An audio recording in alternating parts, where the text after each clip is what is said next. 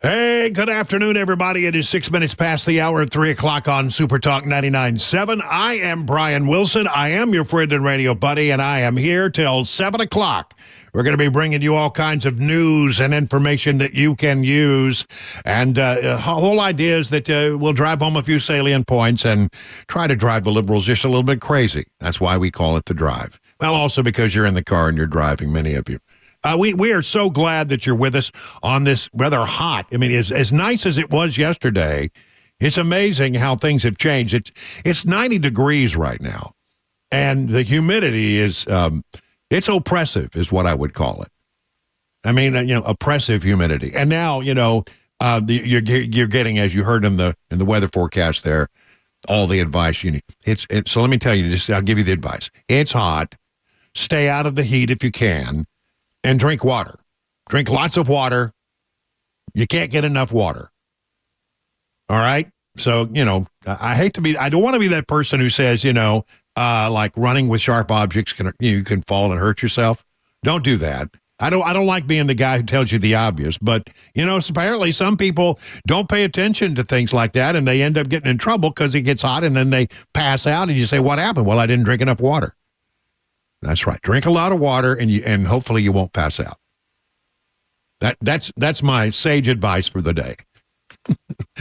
Captain Obvious. Let's talk a little bit about what's going on with Hunter Biden. Believe it or not, his conviction on gun issues. Really, there are three things that he was convicted on. But you really should look at this thing as not so much a gun case as it is a lying on a federal form case. He lied on a form, and there was a penalty for lying on that form. And that's really what he was convicted of. But it does have to do with buying a gun when he was when he was a person who was addicted, rather than convicted, addicted to drugs. And so that was why he was found guilty. He checked the box that said he wasn't. That's lying on the form. Is it about addiction? Not really. Is it about guns? Not really. It's about lying. When you're not supposed to lie, you're supposed to tell the truth. And it says right there, by the way, if you've ever filled out that form, it tells you, under the perjury penalty of law, answer this question honestly, are you addicted to drugs? And it was very clear that he was. So there's a real question here now about what happens with his sentencing, which is probably 115 days off at least. Could be a little earlier than that. What will happen? What kind of punishment will the judge mete out? Now there is one case that I've read about where this particular judge, in sort of a similar case, gave the person a year in jail. A year in jail. So is that something that might happen to Hunter Biden? Well, under the law, he could spend 25 years in jail. Judge Mary Ellen Noriega has yet to set a sentencing date, according to the Washington Examiner. Following Hunter Biden's June conviction, he's facing up to 25 years in prison, but is expected to face a significantly shorter sentence as he is a first-time offender. But could he do time in the Gray Bar Hotel? Yes, it's possible. It's one of the possible outcomes. Now, the question is, will the president of the United States pardon his son? Well, the answer to that question seems to be no. The president has said, he said it again today over in Italy. He's at the G7 meeting. Here's what he said. With regard to the question regarding the family, I'm extremely proud of my son, Hunter. He has overcome an addiction. He's one of the brightest, most decent men I know. And I am satisfied that I'm not going to do anything. I said I'd abide by the jury decision. I will do that, and I will not pardon him. Says he will not pardon him, but that's not his only option. The question is about whether or not he might commute the sentence. Let's say Hunter Biden gets a year in jail. I mean, I think probably if he gets in jail, it'll be something less than that, or it could be a year in jail commuted sentence. And the judge would say simply, we're not going to send you to jail, but if you ever do something like this again, we will. So there's that. Okay, so I don't know what's going to happen exactly, but if there is jail time, might the president commute his sentence? That's another option that's available to him. And when you ask that question, I mean, he wasn't asked that question today, which was the obvious question because he already said he wasn't going to pardon his son. But the real question we should have been asked today, unfortunately, the AP reporter did not ask it, is, well, what about a commutation of his sentence? Hard to know till you know what the sentence is, I suppose. But is that something you've ruled in or ruled out? They seem to dance around that question. Here is Karine Jean-Pierre. A little hard to hear because she was giving a press conference on Air Force One on the way to Italy yesterday. You're not ruling out that he would commute the sentence. What I'm saying is that the president, I have not spoken to the president about this, and what I'm saying is he was asked about a pardon. He was asked about the trial specifically, and he answered it very clearly, very forthright. As we know, the sentencing hasn't even been scheduled yet. I don't have anything beyond what the president said. He's been very clear about this. Yeah, well, he's been very clear on the pardon part, but he hasn't actually addressed the specific question of a commutation, which is a different kind of animal. Two Democratic operatives predicted Joe Biden himself would clarify that his vow not to pardon includes not commuting the sentence once he returns from Italy. So he may say something when he gets back. However, legal experts say the president could issue a commutation for his son if Judge Noriega gives what they think is a quote-unquote truly draconian sentence that goes beyond the typical sentencing guidelines. It's sort of interesting. There is an appeal that will be filed or is being filed on behalf of Hunter Biden. He said he was not a drug user and he was convicted in rather quick order by the jury. Interestingly enough, the president of the United States went immediately after this verdict came down to a gun safety annual conference in which he talked about the importance of making sure that weapons are secured and locked up. Well, if that had been the case, then Hunter Biden's, girlfriend, lover wouldn't have taken the gun and thrown it in a trash can at a nearby grocery store. If it had been locked up, she couldn't have done that. Should have been locked up, one way or the other. So Jake Charles, a professor at Pepperdine University School of Law, said that Hunter Biden has a plausible Second Amendment claim in the appeal for the unlawful possession count. Now, that's one of three accounts. Given the Fifth Circuit Court's decision in a case known as U.S. versus Daniels, the Fifth Circuit Court voided Section 992 of the law, which punishes anyone who is an unlawful user or addicted to any controlled substance in a possession of a firearm for up to 10 years in prison. The law professor says that Hunter Biden's charges for merely lying on the form most likely are not going to be ruled unconstitutional. They will stand probably because, I mean, it's pretty clear he lied on the form. And that's what he's really been convicted on. But one of the three law professor says he might actually get thrown out by adopting a position that is the position of the folks over at the NRA. Isn't that something? He would claim it on Second Amendment rights, something that the president of the United States probably disagrees with. But when your son is about to go to jail, you kind of throw your beliefs and your convictions out the window, I suppose. I don't know. Other news, Hunter Biden's court-verified laptop files will be at the center of his upcoming tax trial, which has been moved back to September. To me, if I'd have been them, I would have wanted to get this over in June for political purposes, because the one thing you don't want in the September, October, November time period is to have a trial that lags on about Hunter Biden and all of his activities, and in the middle of a tax trial, right in the middle of the campaign. It seemed like to me they would have wanted to get it over earlier, but they asked for a delay, and it's now been delayed. It'll be tried in September. And this laptop that, remember, all of the Democrats said was, they said, well, this laptop is it's Russian disinformation, has all the hallmarks of Russian disinformation. This is not valid. You're not actually going to run a story about this. And, the New York Post ran the story and was immediately condemned.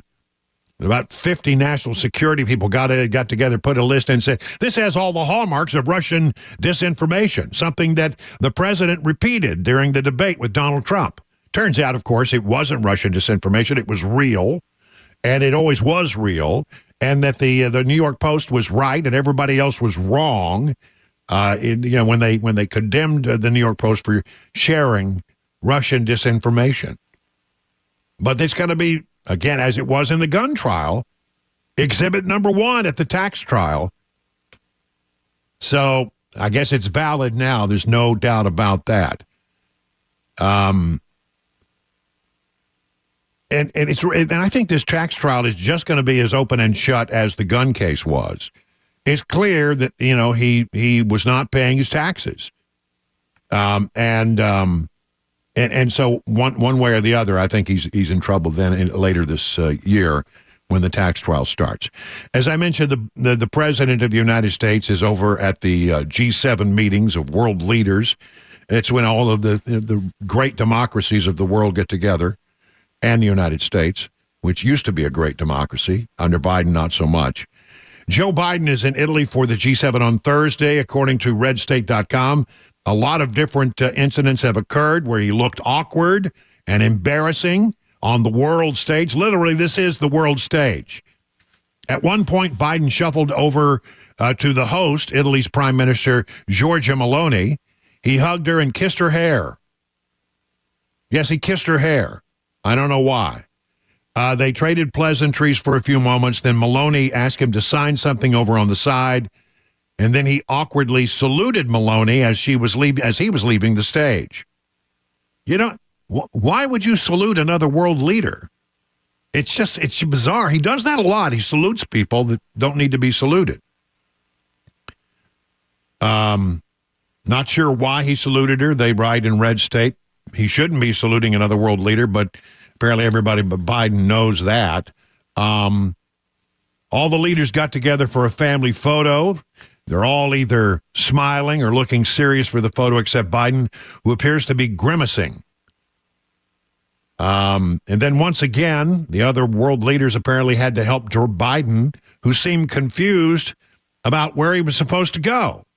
He asked, "Is this the right way to go?" I mean, it's like, how did you come onto the stage, Mr. President? That's the same way you freaking leave, It's not that hard to figure it out. You walk up on the stage, you leave the same way you came out. But he's always confused after an event as to how he's supposed to exit the stage, like a little lost puppy. It's the darndest thing I've ever seen. He looks around, and he always looks confused, and he's always looking around for somebody to point him in the right direction. And in this case, the world leaders were gracious enough to say, "Mr. President, it's right where you came in, right over here. Just go down those stairs." So again, not the kind of is he projecting strength on the world stage, which is what you want your leaders to do? No, he looks frail. He looks feeble. He looks out of it, and he is all those things. And the world has got to be snickering at our president of the United States. 20 minutes now past the hour.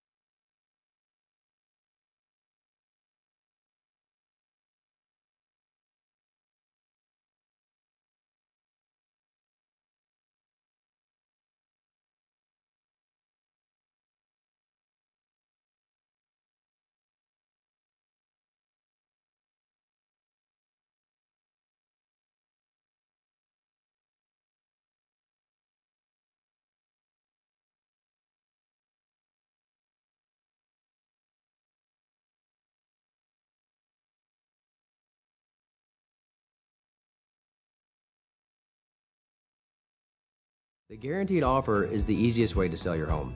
It's really simple. We bring you an all-cash offer. You close in as little as 21 days. No home inspections, no lock boxes, no open houses. Go to markspain.com to get a guaranteed offer and start packing.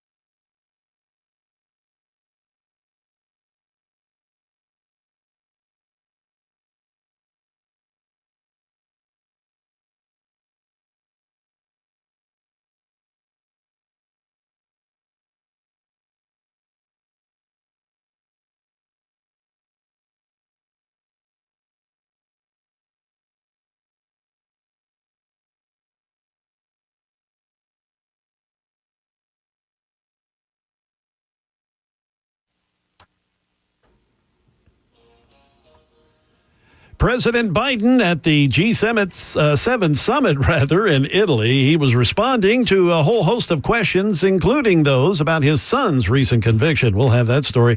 And a conservative newspaper responding to a court's order here in Nashville to set a show cause hearing over leaked writings of the coveted school shooter. We'll have those stories at 3:30 on Super Talk 99.7 WTN. That's Jay Harper. He's in the newsroom. He's got it all covered here for us. And then when they're pushing the blinky buttons today in the absence of Chris Webber is our good friend Mason Fleming. He's doing an excellent job. Thank you very much, Mason, for doing that. Good. He's figured out all the blinky buttons, and he's trying to figure out me still. But I'm trying. Yeah, that's a work in process. I understand that. It's a challenge, no doubt. Hey, listen, let's talk a little bit about the economy, if we can. I just want to say that you would think that the person who would have the best sense of what's going on with our economy would be the Secretary of the Treasury. I mean, she is supposed to be the person ultimately responsible for understanding these kinds of things. And she did an interview in which she said something that I can only describe as being completely delusional or an outright lie. You decide. All Americans, both those who are well off and those who are near the bottom of the income distribution, are better off now. Their wages have risen more than prices. She says that wages have risen more than prices. I don't know what the hell she's talking about. I mean, it just doesn't make any sense. Shall we look at the facts? The facts are pretty clear on this. Prices since Joe Biden took office, on average, have gone up 20%. That's right, 20%. The things that you buy and the things that you need, in some cases, it's gone up. If you look at individual categories, it's gone up a tremendous amount. Insurance, for some reason, gone through the roof. All kinds of things have risen. The cost of gasoline has risen. The cost of food has risen. The cost of everything you do has gone up. And when you average it all out, it means that your cost of living has gone up about 20% since Joe Biden took office. Now, some people have gotten raises, but it hasn't really kept up with the rate of inflation.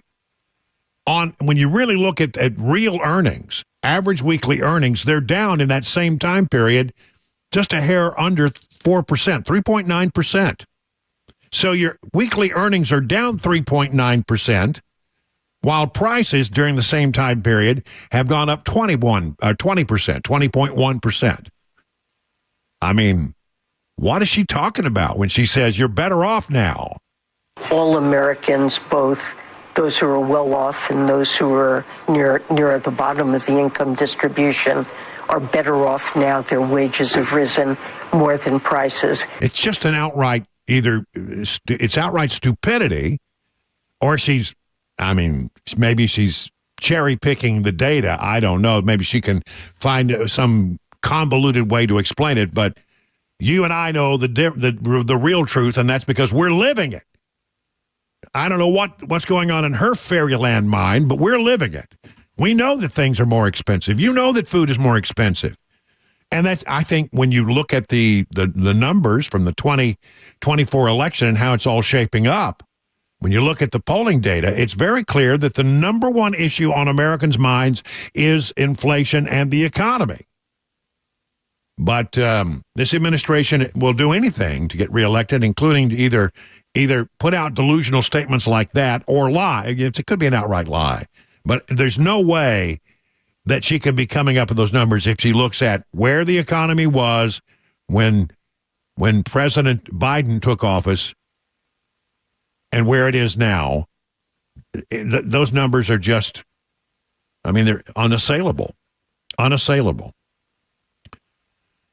We often talk, when we're talking about the economy, about the Biden administration's desire to push electric vehicles down our throats. And, looks, for some people, the electric car is a good deal. But for most Americans, they're finding that they don't really want them. Right now, if you look, if you talk to dealers, they'll tell you they can't sell the dadgum things. GM has now cut its electrical vehicle output and its target, citing low demand. General Motors has trimmed its electrical vehicle production range by 50,000 vehicles, fearing an oversupply because of a softened demand, while industry experts were expecting the EV market to make up 10% of total auto sales this year. GM now estimates maybe 8%. 8%. The other 92%, they want gasoline-powered engines, folks. They want that big, naturally aspirated engine. That's what they want. They have reduced their 2024 EV production target to 200,000. That's what they're intending to sell, from an initial target of 250. Maybe at one point they had hopes of selling 300,000. It is now 3:30 on Super Talk 99.7. Time for the news.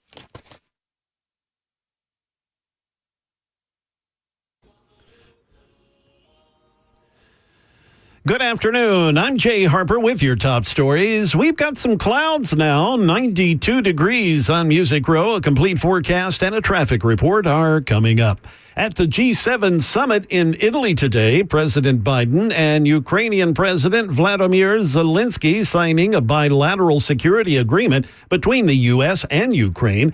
After the signing, President Biden was asked about his son Hunter Biden's recent conviction. White House correspondent for ABC, Karen Travers, has the latest. Asked if he would commute his son Hunter's upcoming sentence, President Biden told reporters, quote, no. The president earlier in his press conference was asked if he believed his son was able to get a fair trial. He reiterated he will not pardon Hunter. He's one of the brightest, most decent men I know, and I am satisfied that I'm not going to do anything. I said I abide by the jury decision, and I will do that, and I will not pardon him.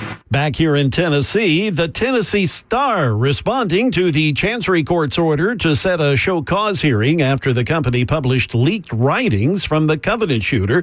Chancellor Laisha Miles, she's asking the owner of the Tennessee Star, Michael Leahy, to show cause why the publication shouldn't be subject to contempt proceedings and sanctions. The attorney for Leahy, Daniel Horowitz, he filed an emergency motion to set aside the show cause hearing. Mr. Horowitz claims the chancellor's court order violates Tennessee's shield law, contravenes contempt law, deprives Leahy of minimum due process guarantees, and suffers from other constitutional infirmities. This case far, far from over. That is the latest news. Traffic and weather are next. I'm Jay Harper, WTN News. Hey, what's up, guys? This is Matt Murphy for Members Nutrition. I want to tell you about the Members Nutrition difference, and I want to encourage you to go over to the Members Nutrition website. Number one, they believe at Members Nutrition that they can sell vitamins and supplements at a lower cost point, and they're doing it every single day at membersnutrition.com. Number two, they want to make these products right here in the United States of America, not from some overseas company, and they do that every single day. I encourage you to go to membersnutrition.com. You'll get 50% off your purchase price at checkout. You don't have to put in any codes. Just go to membersnutrition.com. Once again, membersnutrition.com.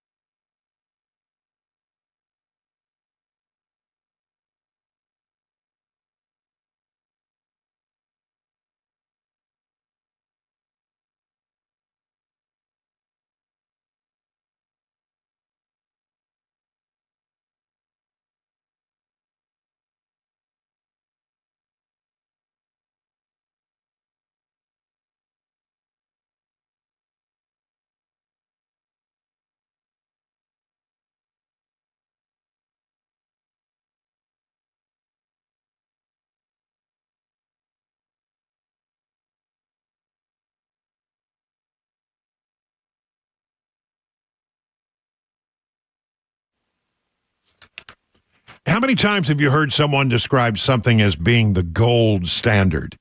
Well, when it comes to finding an investment that protects you from runaway inflation, the truth is gold is the gold standard. It's a tried and true store of value consistent across generations. And if you've thought about adding gold or other precious metals to your portfolio but felt, well, I don't really have the knowledge I need to make a smart decision, well, truly, that's how I felt. Honestly, it was.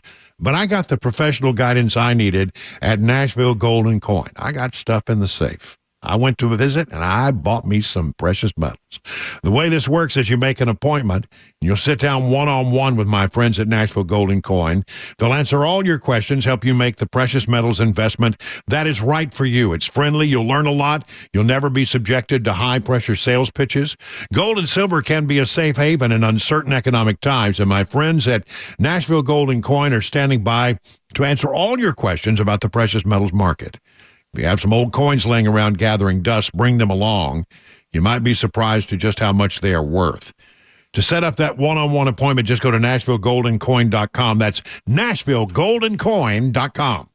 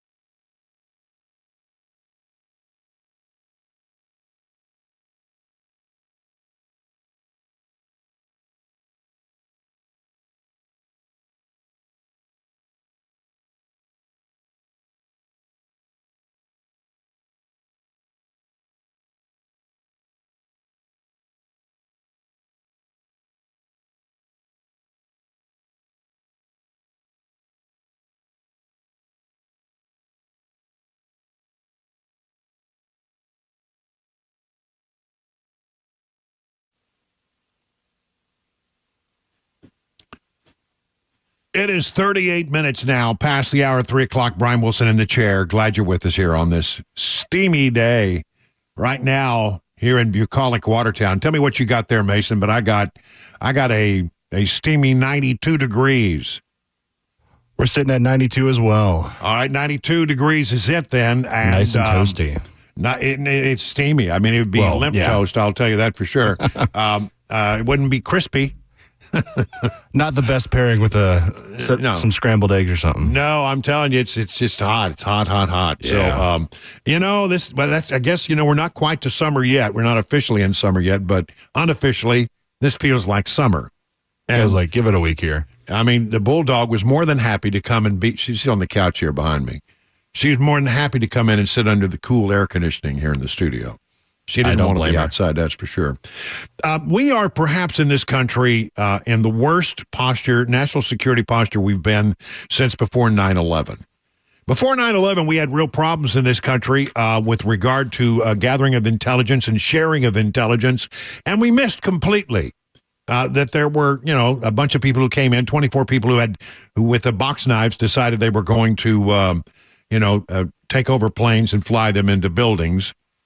And kill a lot of people. 3,000 people died on that day. And, we held a bunch of hearings. I covered many of them. I covered a lot of these hearings where the Senate and the House were very concerned about how this happened and how we might prevent it from happening again. And a great number of changes were made that I think made us safer. One of the most important things was that they agreed to share information. FBI, the CIA, the NSA, all had their silos of information and weren't real great about playing well with others. But now that's changed. That was changed after 9/11. A lot of things changed. Now, Washington became a completely different town after 9/11. It used to be a beautiful town where you could walk in, have access to a lot of federal buildings now. That city is, it's all it's got is those concrete barriers everywhere. It's just ugly. But one way or the other, we did make some changes. Now we're right back where we were before. And the reason is that the Biden administration doesn't care a whit about national security. They don't care a whit about it because what they have done is they have promulgated policies upon this country that allows people to just come crossing across the border. We don't know who they are. We got no idea. And then there's a whole bunch of them, about 2 million people who are in this country that never got vetted. Never had any interaction with law enforcement. About 2 million of them are known and unknown gotaways. 2 million. The other day, the FBI alerted everybody, hey, we're following some guys who came in across illegally from the southern border. And, they have some different ideas. They're associated with ISIS-K, and they're now talking about bombs. Maybe we should, round them up, and they did. 8 migrants with suspected ties to the ISIS-K arrested in the U.S. this week. According to some, they believe that we have put the country, the Biden administration has put the country on a dangerous pre-9/11 footing with regard to terrorism. Let me quote this person, whose name is Laura Reese, director of the Heritage Foundation's Border Security and Immigration Center. Quote, the Biden administration has done grave damage to information sharing among agencies with state and local law enforcement and enforcing travel and immigration consequences against foreign governments that refuse to share information with the United States. We're now talking about 8 Tajikistan nationals arrested in a joint operation by the U.S. Immigration and Customs Enforcement and the FBI's Joint Terrorism Task Force earlier this week, according to Fox News and others. The arrest occurred in New York City, in Los Angeles, in Philadelphia. And a federal source familiar with the sting told Fox News they had gained entry to the U.S. by crossing the southern border illegally. Source told Fox News that suspected terrorists, quote, were fully vetted. Yeah, they were. Fully vetted doesn't mean anything. If you vet them and there's nothing in the system about them, then they let them go into the country. Because they don't really have the information to fully vet these individuals or the time.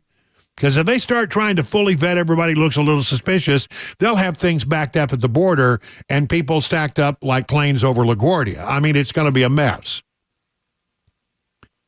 One wonders how many other people have come in and been, quote unquote, fully vetted by the Border Patrol or the folks at ICE. Fully vetted doesn't mean squat anymore because they're basically just waving people through. Like people coming through a turnstile. They come through. Here's welcome to America. It's right this way, please. We'll be in touch with you in about 7 years. Have a good life. With these individuals from Tajikistan, there's a concern about something very similar to the marathon bombing in Boston. Remember that? That was carried out by Muslims from Chechnya. The illegal entry of these individuals and subsequent release into the country has been discussed at great length by Senator Steve Daines, a Republican from Montana. He's been talking about it for months, even going so far as to point to Central Asia, where Tajikistan is located, as a potential origin for terrorists attempting to slip into the U.S. He talked about this way back in February. In those marks in February, Daines noted that a high-level individual warned him that over 50,000 Central Asians had crossed into the U.S. illegally in 2023. The senator expressed concerns that some of those people could be part of sleeper cells for a possible terror attack on our soil. And Daines doubled down on that after these latest arrests. I've been sounding the alarm for months that Joe Biden's wide-open southern border is leaving our homeland wide open to potential terrorists. The news is not surprising, but if it's not a wake-up call to Biden and the Democrats, I don't know what will be. FBI Director Christopher Wray has been before Senate panels where he has talked about the lights are blinking red. Everywhere I see, I'm worried, and he's very concerned about ISIS-K, wanting to carry out attacks here in the homeland, here in America. Ted Cruz is right there with him, pretty hacked off about things that have happened in the last few days. We are today at a greater risk for a major terrorist attack than at any time since September 11th. And we have seen for 3.5 years a wide-open border, effectively an invitation from Joe Biden and the Democrats for terrorists to come into this country. We have seen Customs and Border Patrol instructed to be on the lookout for Hamas terrorists, be on the lookout for Hezbollah terrorists, be on the lookout for Palestinian Islamic Jihad terrorists. All of them have called for jihad against America. Iran has called for jihad against America. And you look at these 8 Tajik terrorists that came in from Tajikistan, that they have ties to ISIS-K, the radical terrorist group. They crossed the border illegally at the southern border. They were apprehended. Joe Biden had them. The Democrats had them. All he had to do was put the terrorists on a plane and send them home, but they didn't. They, quote, vetted them, which means he patted them on the back of the head and said, I guess we need more terrorists, and they let them go. And understand the news you just broke. Everyone needs to understand what this is. The FBI caught them in a sting for terrorism across 3 cities, New York, L.A., and Philadelphia. ISIS-K, the Tajiks and ISIS-K are the same people that carried out the terror attack in Moscow, Russia, that killed 145 people at an opera house. And sadly, Sean, we're living on borrowed time because the Democrats are opening the door and laying out the red carpet for terrorists to come and threaten the lives of Americans. We should be really afraid. And by the way, that was from the Hannity show last night on Fox News. We should really be afraid because people are being vetted. And here's what vetting is a person can cross the border, according to this woman from the Heritage Foundation, with a clean background or be from a country that does not share criminal and terrorism information with our government. That person can then subsequently come under U.S. investigation and trigger terrorism warnings. They let them in because, well, we don't have anything on here. Well, they don't have anything on them because these people are coming from countries where we don't get information. They don't share information about other people. So there's nothing in the system for them to compare with. And so, but we don't care. We just want them to come into the country. And it completely hacks me off. Completely hacks me off. I could use stronger language, believe me. I'm tempted, but then I don't want Mason to have to use the little red button. But it hacks me off to a great degree because here's the thing. All of these border policies that were set up by Joe Biden that, when he rolled back all of the Trump policies by executive order and allowed essentially our border to become open and porous, and people started coming in from not only Mexico and Central America and South America, but from all over the world. They tell me right now that in the San Diego sector, that they're not encountering anybody from Mexico or Central America. They're all from China. They're all from Russia. They're from places like Tajikistan. And they're coming in, and they're just being waved through. And this was done for political purposes. He rolled back all of these executive orders because they wanted to let people come into this country, waves and waves, millions of people. By some estimates, 8-10 million people have come in, and because they want to eventually find the people who they let into this country a pathway to citizenship so they can vote for Democrats and change the demographic nature, the voting demographics of this country in a significant way that assists the Democrats and hurts the Republicans. They did it for political reasons. They're very open that they want to find a pathway to citizenship for everybody who's come across, so that, they think, well, they'll be grateful because we let them into the country, and they'll vote for Democrats and not for Republicans.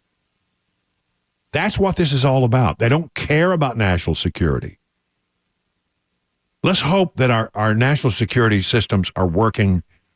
The FBI is tracking these people, but when you got 50,000 people who came from a very concerning part of the world to the United States, and we don't know much about them, we don't know really where they are, we don't know what they're up to, we should be concerned. How many other organizations are there out there? How many other sleeper cells are working on attacks against the United States? How many other countries have sent people in here to have them burrow in and to basically just disappear into the fabric of America, just be absorbed where you can't find them? Just say, go, find a place to be, absorb yourself into the culture of America, and when we need you, we will call. How many people out there are like that? The Chinese are particularly good at that. We should be very concerned. We are on a daily basis in a much worse terrorism posture, anti-terrorism posture than we were before 9/11. And it's the Biden administration's complete fault. 51 past the hour now.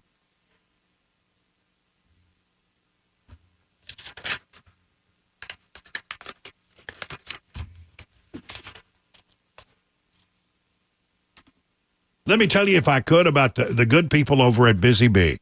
Busy Bee, HVAC and plumbing, your rude pro partners. Listen, let me tell you all about the things that they got going in the month of June. If you need plumbing work done, think about this. $500 off for select tankless water heaters. Those things give you instant hot water, man. They're really great. $500 off an upright S&C water heater, and 15% off a whole home drain repipe if that's what you need. Air conditioning service, if you're suffering under the 92-degree heat today and you need air conditioning work, why don't you call them, and they'll waive their $89 dispatch fee if they need to do repair work, and you'll get 10% off all indoor air quality products. Plumbing issues? How about a drain video inspection? Well, they use a video camera to go through your drains to find out what might be causing problems. $99. Water heater flush, you need to do that every time once in a while. It's just required. You really should. $79. And by the way, just in time for Father's Day, if you sign up to be a member of the B Club, which you need to do, $99 a year, you'll get inspections of your cooling, heating, and plumbing systems every year. Then you can also register to win Dad a free round of golf. Now, you must sign up before, sign up for a BF Club and enter to win. You need to get entered in that before June 15th, which is 2 days from now. So you need to get on it. Winners will be announced on June 17th. You want to do that anyway? Now's a good reason to do it. The good folks over at Busy Bee Heating, Cooling, and Plumbing, your official Rude Pro partner for satisfaction guaranteed. Call Busy Bee Plumbing, Heating, and Cooling, 615-775-7833, online at busybeehvac.com.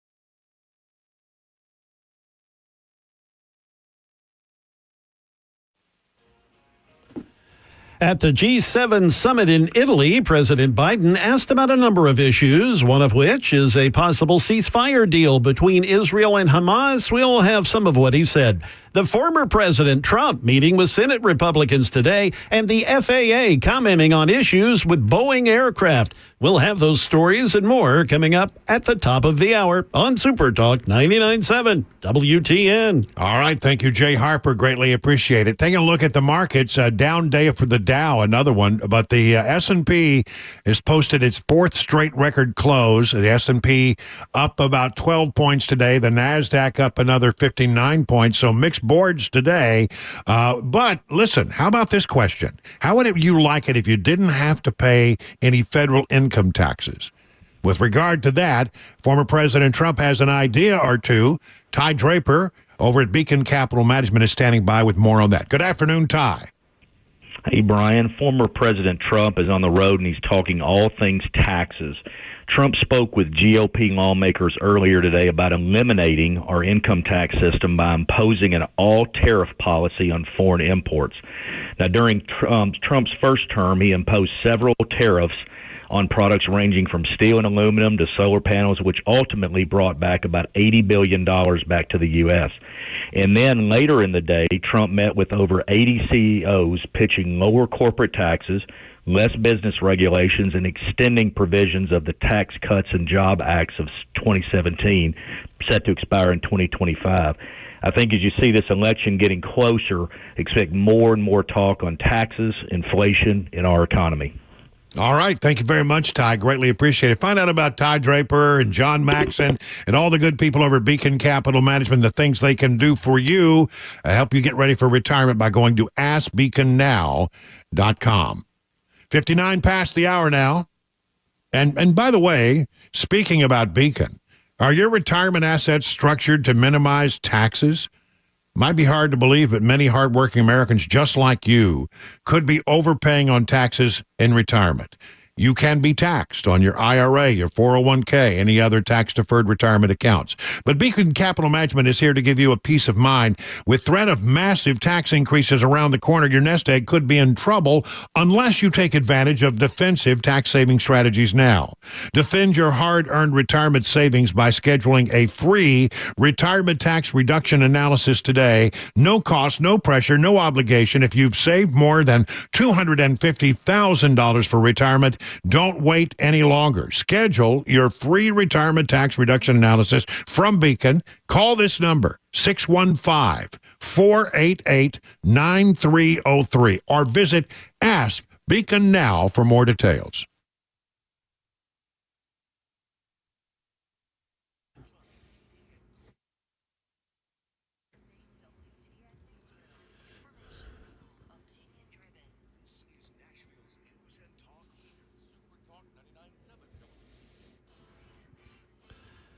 Good afternoon. It is 1 minute past 4 p.m., and I'm Jay Harper with your top stories. We've got scattered clouds and 92 degrees. Yes, a heat wave. We're having a heat wave. We'll have that full forecast here in a bit, as well as a traffic report. At the G7 summit in Italy today, President Biden and Ukrainian President Vladimir Zelensky signing a bilateral security agreement between the U.S. and Ukraine. After remarks by both leaders, Biden asked about a possible ceasefire deal between Israel and Hamas. I've laid out an approach that has been endorsed by the UN Security Council, by the G7, by the Israelis, and the biggest hang-up so far is Hamas refusing to sign on, even though they have submitted something similar. Back on Capitol Hill, former President Trump has been meeting with lawmakers there, including Senate Republican leader Mitch McConnell. The two reportedly hadn't spoken in 3 years. McConnell calling the meeting entirely positive. He got a lot of standing ovations. It was an entirely positive meeting. The head of the FAA says the agency was too hands-off before that door plug flew off of a Boeing 737 MAX earlier this year. Here's Alex Stone. While testifying in front of a Senate committee on Thursday, FAA Administrator Michael Whitaker said the FAA should have had more oversight of Boeing before that door plug came off an Alaska Airlines 737 MAX in flight. The FAA should have had much better visibility into what was happening at Boeing. He confirmed what the NTSB has said, that there is no documentation or video of work that was done at a Boeing factory on that Alaska Airlines door plug before the plane was delivered. That is the latest news. Traffic and weather are next. I'm Jay Harper, WTN News. The guaranteed offer is the easiest way to sell your home. It's really simple. We bring you an all-cash offer. You close in as little as 21 days. No home inspections, no lock boxes, no open houses. Go to markspain.com to get a guaranteed offer and start packing. Hey, it's Dan Mandis, and I am so glad that California Closets has fixed my closet catastrophe. After exact measuring and planning, they came over and got to work. Yeah, once it was all plotted out on their 3D CAD system, the pieces are measured, cut, and precisely installed into my space. It was clean, fast, and professional, and above all, my new closets look and function great. Now, this was my dormer, and now this is my new dormer thanks to California Closets. Look at all of this added space for shirts and shoes, you name it, and it is cut so precisely, simply amazing. And my old closet that has now been reborn as the ultimate in style and functionality, making the best use of the space that I had. They can work on just about anything: bedrooms, garages, home offices, closets, pantries, and so much more. Find them online, CaliforniaClosets.com, and see what they can do for you. You can schedule a free design consultation. Mention my name, CaliforniaClosets.com.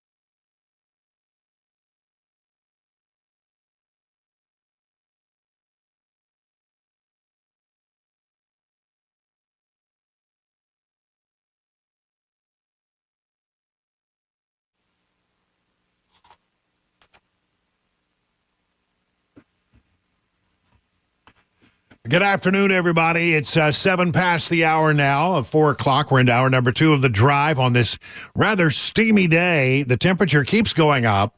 Right now, 93 degrees, and I don't know. The humidity feels like it's maybe 185%, something like that. I don't know. We'll be seeing exactly more about that coming up, so that'll be interesting to see what happens with the temperatures. But it's steamy out there, so try to stay cool if you can. Drink a lot of water. Do all the things they tell you to do. Wear a hat outside. Put on sunscreen. Do all the kinds of things. Also, don't poke yourself in the eye with a stick. As long as we're giving out simple information, that it's better that you don't do that. Don't run on wet floors. Don't run with scissors. Yeah, that's right. Don't the common stuff. That's right. Don't get into the pool for 30 minutes after you eat. I'll give you all of that. I think they did away with that one, though. I don't think they suggest that anymore. One way or the other, do take it easy because it's steamy out there. First real hot day we've had. We've had some pleasant days leading up to this, but boy, today's a steamer. I want to talk a little bit, if I could, about what's going on with the covenant situation. As you know, this program has been revealing a great deal of information. Some of it comes from pages that I've seen of the covenant journals, 2 journals that were left in the car by the day of the shooting by the shooter. And I've talked a little bit. I have not published them, but I have talked about things that are in them. The bulk of my reporting has come from Nashville Police Department documents, specifically a 2-hour and 13-minute interview that detectives conducted with the parents of the shooter some 4 months after the shooting, in which it's a really interesting document because it provides a window on where the investigation stood at that time, the things they had learned, they were sharing with the parents, but also trying to fill in the gaps that they had, things that didn't quite make sense to them. They were trying to put it all together by talking to the parents. 2 hours and 13 minutes. We have actually played clips from a recording of that interview that they did on this program. But most of the reporting until yesterday was done by the Tennessee Star, who has apparently a lot more documents than I've been granted access to. They have some 80 pages. That should make up most of what was in the car that day, the journals that were in the car, that are the last journals that the shooter wrote before she carried out the heinous attack that killed 6 people, 3 9-year-olds and 3 adults on that fateful day, March 27th, 2023. They have reported a great deal from those journals, but have not published those journals. They have also talked about police investigations, as we have, and have talked about where those investigations are. So they have a great deal of material, and they've done some 30 stories over at the Tennessee Star about what they have learned from reading all of the documents. But again, they never published the actual journal pictures. They drew some information from them, reported some of that information, but did not actually publish the said journals. That all changed yesterday with the Daily Wire apparently getting a hold of a boatload of these documents and publishing many of them from the journal. It's out there in a big way. So, as you know, there's been a long-running lawsuit in the city of Nashville that's been, and the whole purpose of this lawsuit was to keep the police from releasing this information. Well, it's out there, a good portion of, not all of it. She wrote some 20 journals. We've seen about 2 of them. We got an idea of what she was all about. We got an idea of what was going on just before the shooting. But some of these journals stayed all the way back to her time in middle school. And apparently, even back then, she was talking about fantasizing about school shootings. But the school, the church that runs the school, and the parents who have students who died on that day, and parents who have students that go to that school, all got together and tried and are trying to block it with this lawsuit, which has been going on forever. Now, the judge in that case, Aisha Miles, has ordered the Tennessee Star and Michael Leahy Patrick, who runs the Tennessee Star, to show up on Monday for a show cause hearing. A show cause hearing, all right? And what will happen in this particular case is that apparently Michael Patrick Leahy will be called on. He's a litigant in this case. Will be called on the court on the carpet and asked to show why he should not be found in contempt of court. It is entirely possible that Michael Patrick Leahy would find himself in a situation where he would be asked to reveal his source. If I am any judge of Michael, who I know, I consider him somebody that I know, somebody I consider a friend. I think he will, of course, decline to do so. The judge could find him technically in contempt of court, and under the law, the contempt of court, he could be sentenced to 10 days in jail and a $50 fine. That's Tennessee law. You're going to go to jail for 10 days and a $50 fine. Just to put a coda on it, I guess. I don't know. Seems sort of strange. But one way or the other, this is a possibility on Monday. Now, he has filed documents with a very well-known constitutional lawyer to say to the court, we don't think we should have to go. We think this hearing should be canceled. It seems that the judge has ignored that filing, has not commented on it, has not changed the plan for the Monday hearing. The Tennessee Star has then gone to the appeals court. Not sure how that's going to all work out to see if they can stop that hearing on Monday. So that would be something that will be decided over the next couple of days. But, look, if the Tennessee Star, if the judge in this case, Aisha Miles, rules that the Tennessee Star, the man in charge of it, Michael Patrick Leahy, should have to go to jail, that would be something, wouldn't it? I think they've got a pretty good case that should not happen. I mean, for one thing, all you got to do here is look at Tennessee law in this particular matter. We have a very strong shield law in the state of Tennessee, which protects journalists from having to reveal the source. Would you like to hear it? Here it goes. It's a little legalese, but bear with me.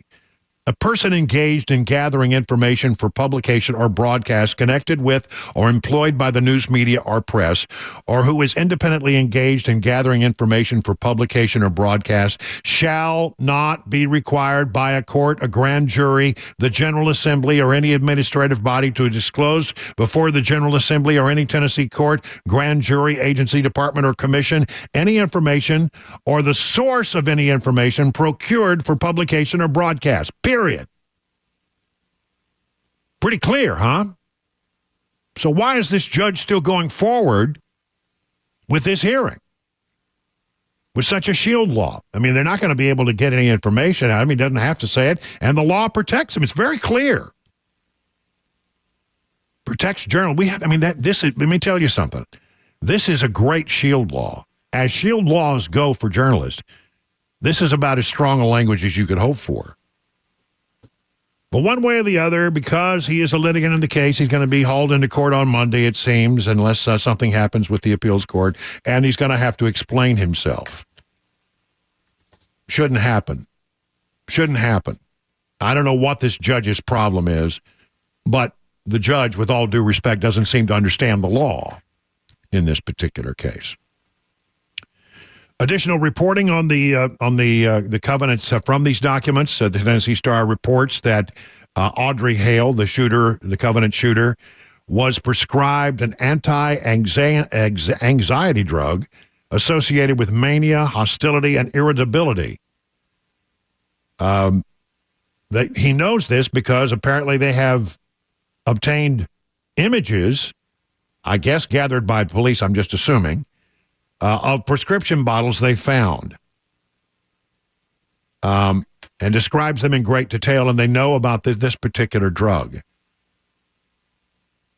One of them is lorazepam, which is known as Ativan, an anti-anxiety medication. Hale was not previously known to be taking this medication, and the partially visible instructions shown on the prescription bottle in the photograph suggest that Hale took one tablet daily. It's previously established by the Star that Hale was prescribed the anti-anxiety medication buspirone, the allergy and anti-anxiety medication hydroxyzine, a sodium chloride nasal spray, and the antidepressant Lexapro under its generic name. Lorazepam is a form of the dependence-forming family of drugs known as benzodiazepines, known as benzos, which the U.S. Drug Enforcement explains slow down the central nervous system and may cause sleepiness and a relaxed mood, but are also associated with amnesia, hostility, irritability, or vivid or disturbing dreams.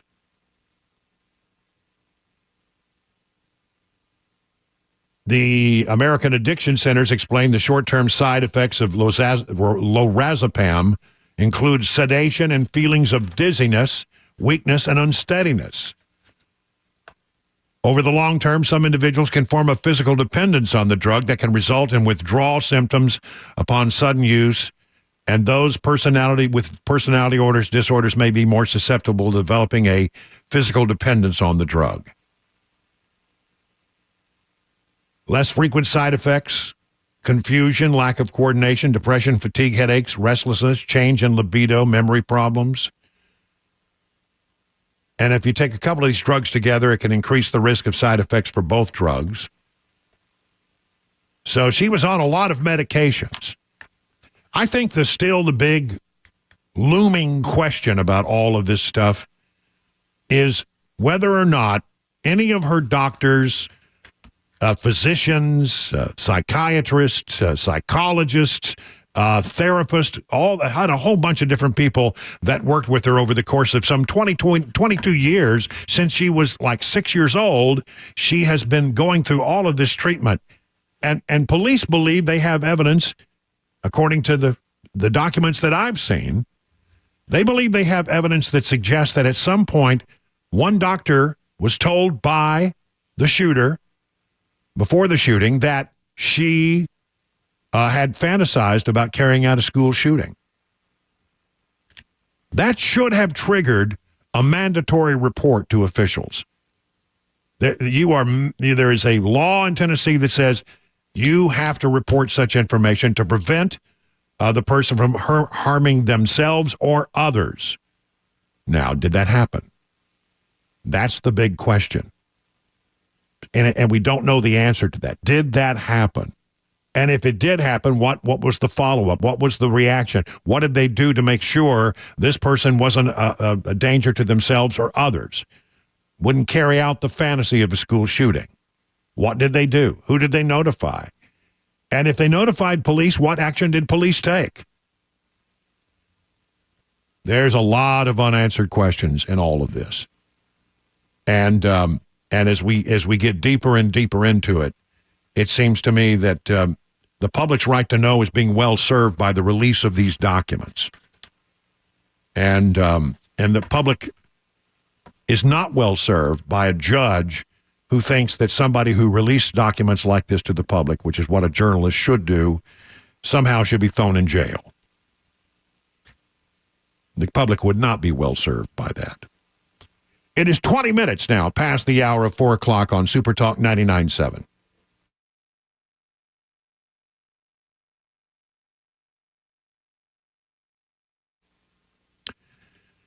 You know, we probably wish it were true, but there are no pills or spinal creams that can magically open up your spinal disc and take pressure off your nerves. Because if you got back pain, and this is exactly what it is. It's pressure on the nerves. And to solve that problem, you got a couple of choices. One is surgery. The other is non-invasive spinal decompression. I chose non-surgical spinal decompression at the Wellness Institute of Nashville, and it worked for me. I had problems in my neck, had problems in my lower back, and I'm better. I really am better. They're state-of-the-art facilities and have the latest high-tech equipment to offer non-surgical procedures. They know exactly what they're talking about. This is what they do. And because getting better is so important, Dr. Kevin Mitchell and Dr. Ashley are offering half-off spinal decompression treatments and half-off the KT knee machine, which is sort of like spinal decompression. If you have knee issues, it gently elongates the knee and then allows the healing therapy to get down inside. And if you're a new patient, listen to this deal. Your exam, your consultation, x-rays if you need it, your first treatment, getting started here just cost you $23. That's right, $23. I'm Brian Wilson, and I put my stamp of approval on the Wellness Institute of Nashville. Call them today at 615-246-5009 and learn more at painisbad.com.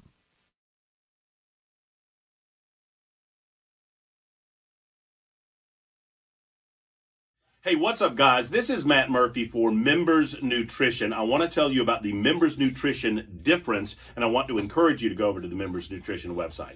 Number one, they believe at Members Nutrition that they can sell vitamins and supplements at a lower cost point, and they're doing it every single day at membersnutrition.com. Number two, they want to make these products right here in the United States of America, not from some overseas company, and they do that every single day. I encourage you to go to membersnutrition.com. You'll get 50% off your purchase price at checkout. You don't have to put in any codes. Just go to membersnutrition.com. Once again, membersnutrition.com.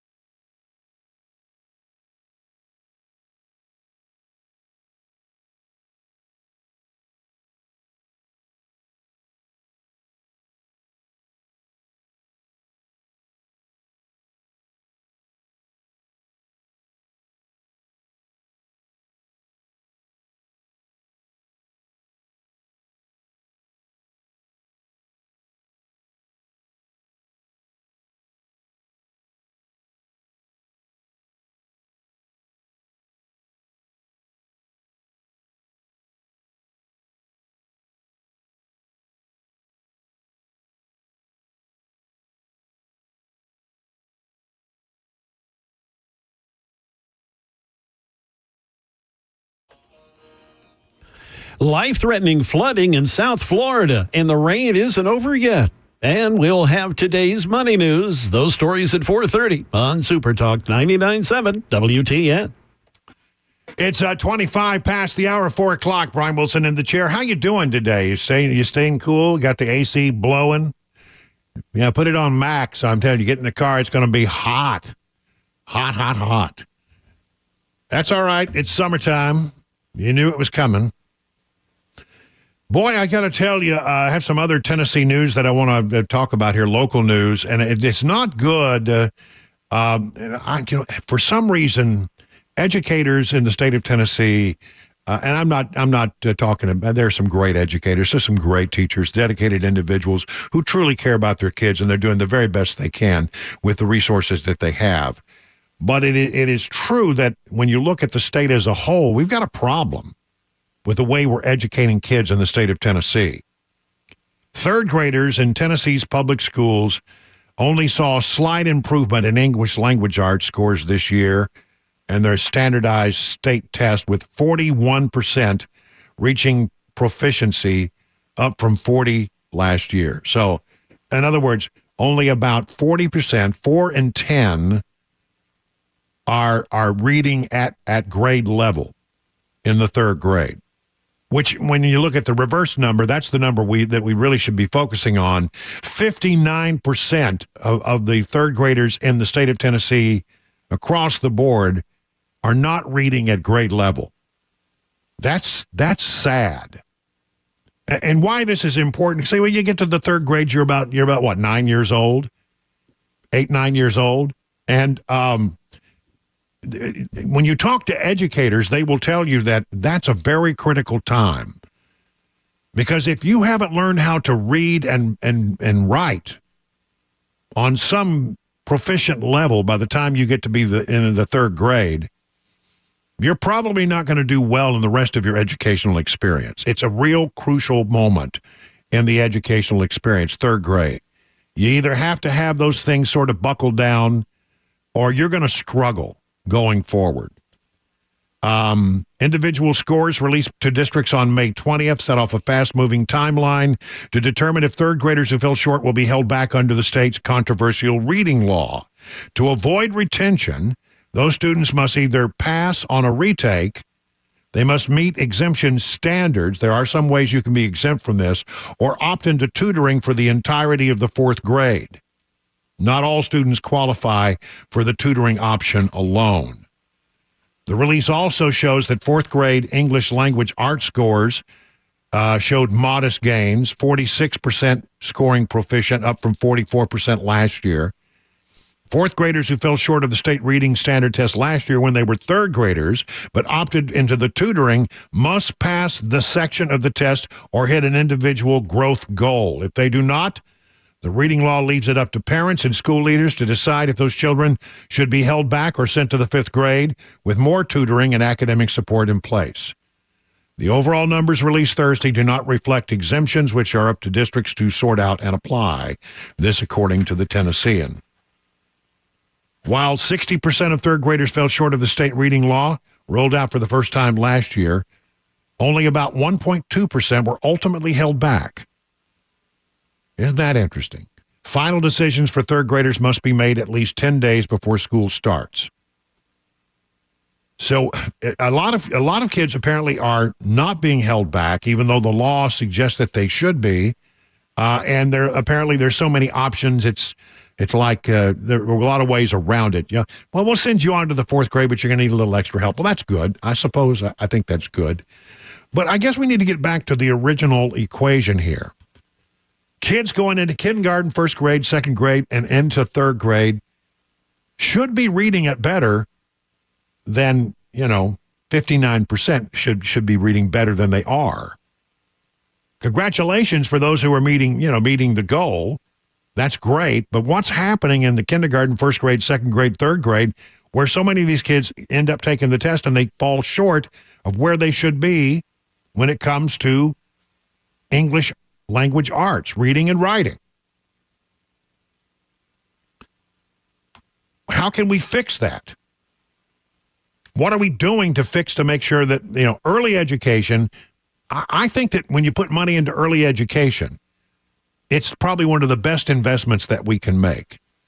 Money is not the entirety of the problem, but it helps, and we really need to buckle down on what's happening in early education in the state of Tennessee because these numbers are abysmal. 30 minutes now past the hour.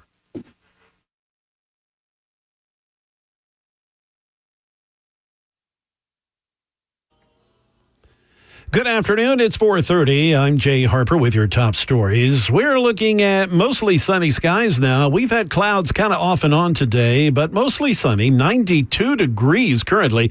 A full forecast and a traffic report are coming up. South Florida slammed with life-threatening flooding after getting 1 to 2 feet of rain over the past 48 hours. And the rain's not over yet. The area under high risk of more flash flooding tonight. Countless cars underwater, leaving residents stranded. ABC's Victor Oquendo, he spoke with residents in Hallandale Beach, Florida, where they got nearly 20 inches of rain. What's it like seeing your neighborhood like this right now? It's scary. Nothing like that for us, of course. We've got that heat wave coming, and again, we'll get that forecast to you here shortly. Now, let's turn to today's closing money news with Daria Albinger. From ABC News, Wall Street now. Stocks closed mixed as two of the indices continue to hit new benchmarks. The Nasdaq rose 59 points, the S&P added 13, both closing at record highs, while the Dow fell 66 points. The Supreme Court sided with Starbucks in its ongoing labor disputes with some of its coffee houses. The justices rejected a National Labor Relations Board rule that some efforts are using in order to unionize. We got a third look at inflation this week, the Producer Price Index, which measures prices at the wholesale level before they reach consumers. They fell 0.2% in May. President Biden has chosen a new head of the FDIC. He's expected to nominate Christy Goldsmith Romero to replace Martin Greenberg. He's stepping down after an independent report found allegations of workplace abuse within the agency. The number of Americans filing first-time unemployment claims hit a 10-month high last week. That is the latest news. Traffic and weather there next. I'm Jay Harper, WTN News.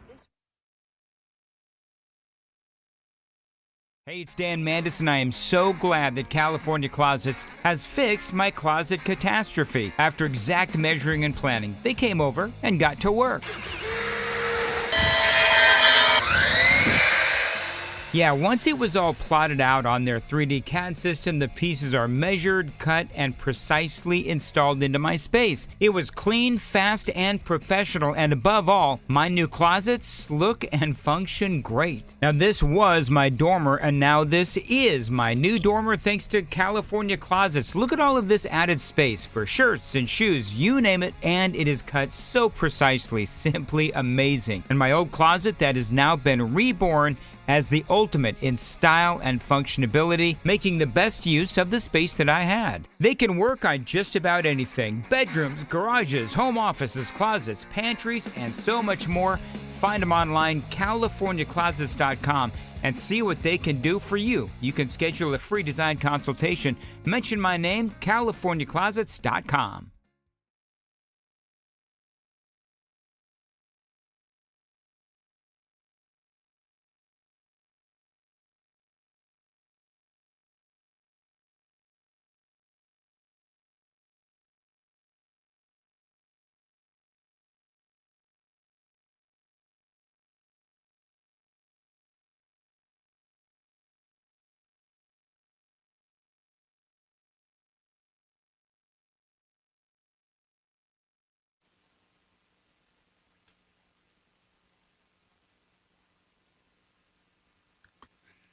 Let me tell you about the folks over at USS, good people, the folks who you've trusted for more than 30 years to go into your crawl space and solve your foundation or your problems with water underneath the house, are now offering mold treatment and $500 off any mold growth solution now through the end of the month.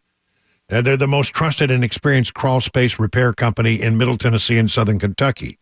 And they want you to know that if you have mold growing in your basement, it is not a good thing.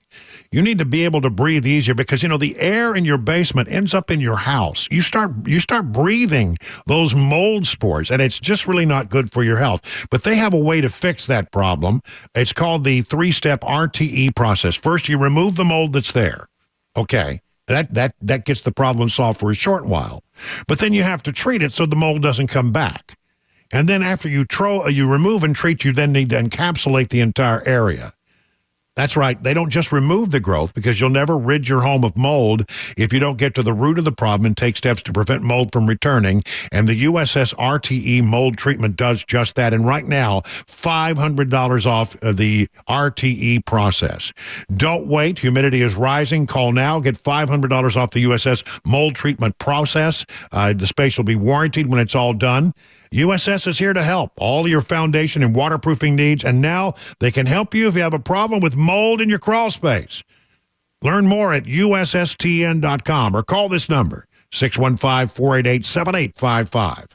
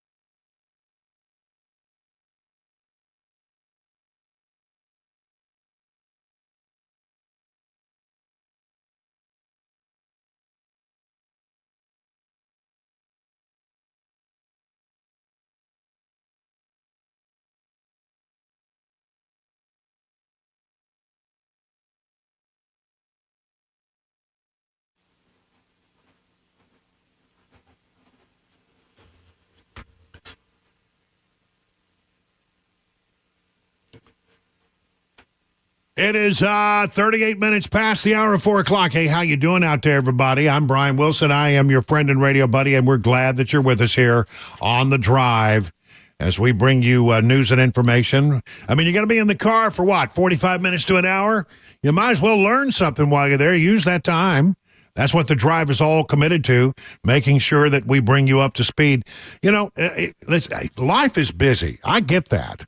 You know, you've got a lot of stuff going on in your life, and as I always say, no matter how much you plan your day, life intervenes and sends you off into directions at times, different directions than you anticipated.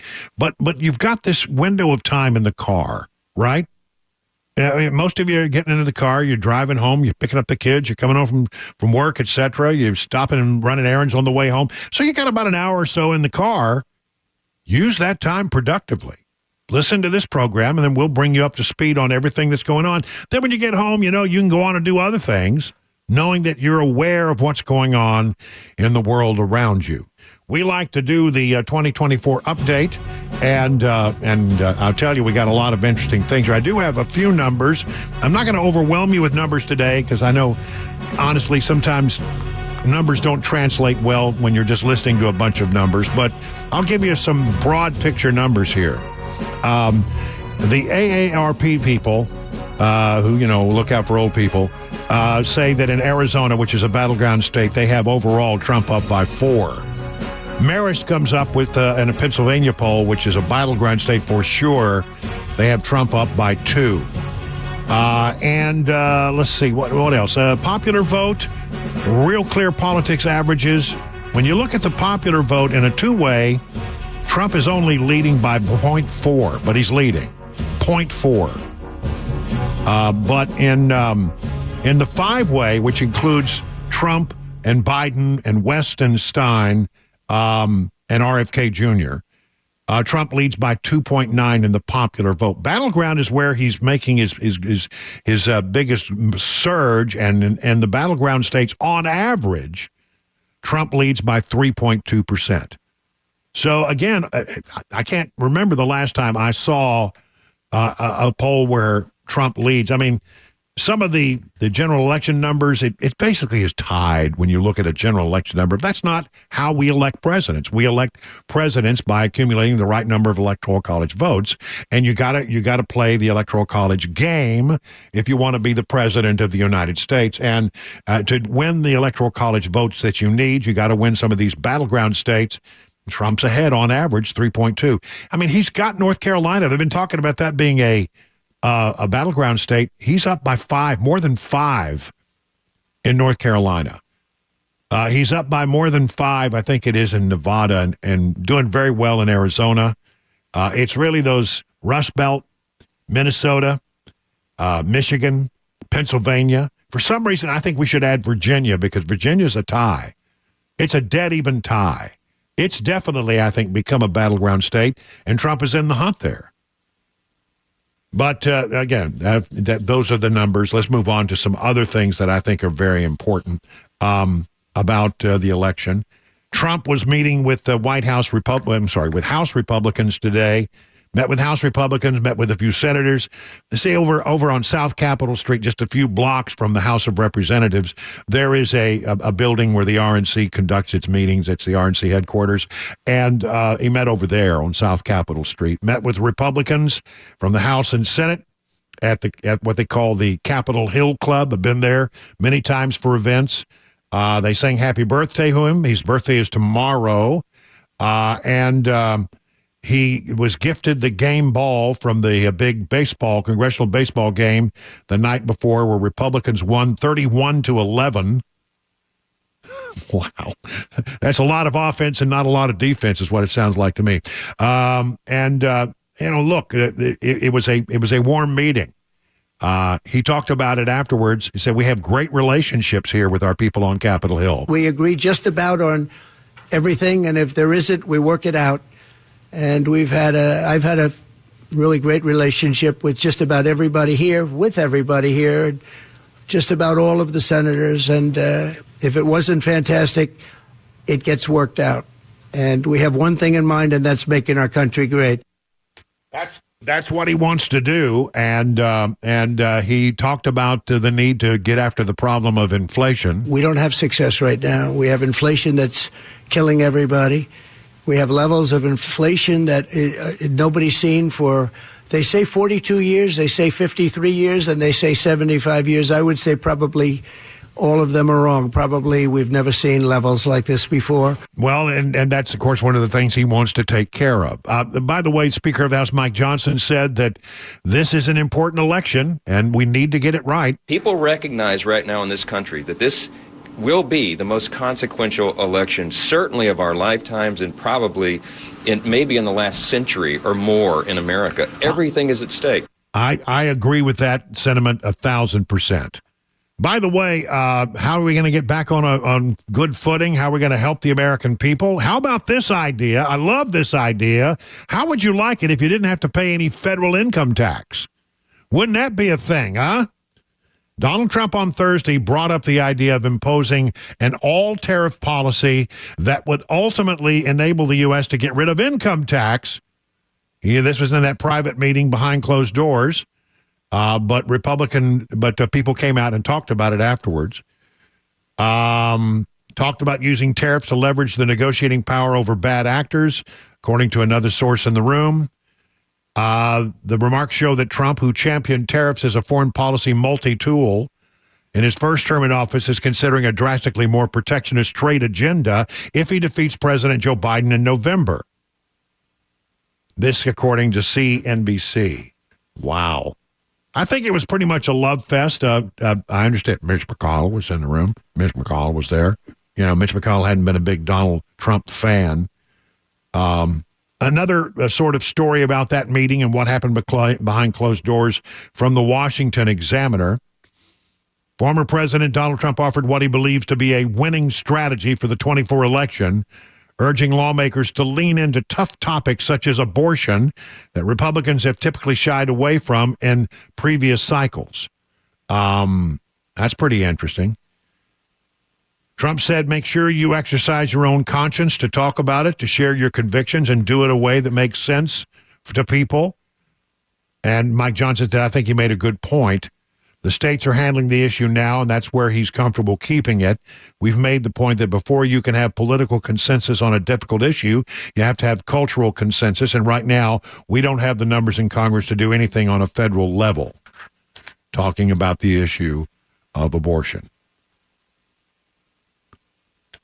I'm really worried about this thing. We talked about it before here on this program, that the Biden administration has a policy that had been handed down by executive order that said to every agency in the federal government that reports to the executive branch, which is all of them, all the cabinet positions, all of the different bureaus, we want you to find ways that you can go out there and make sure that people are registered to vote.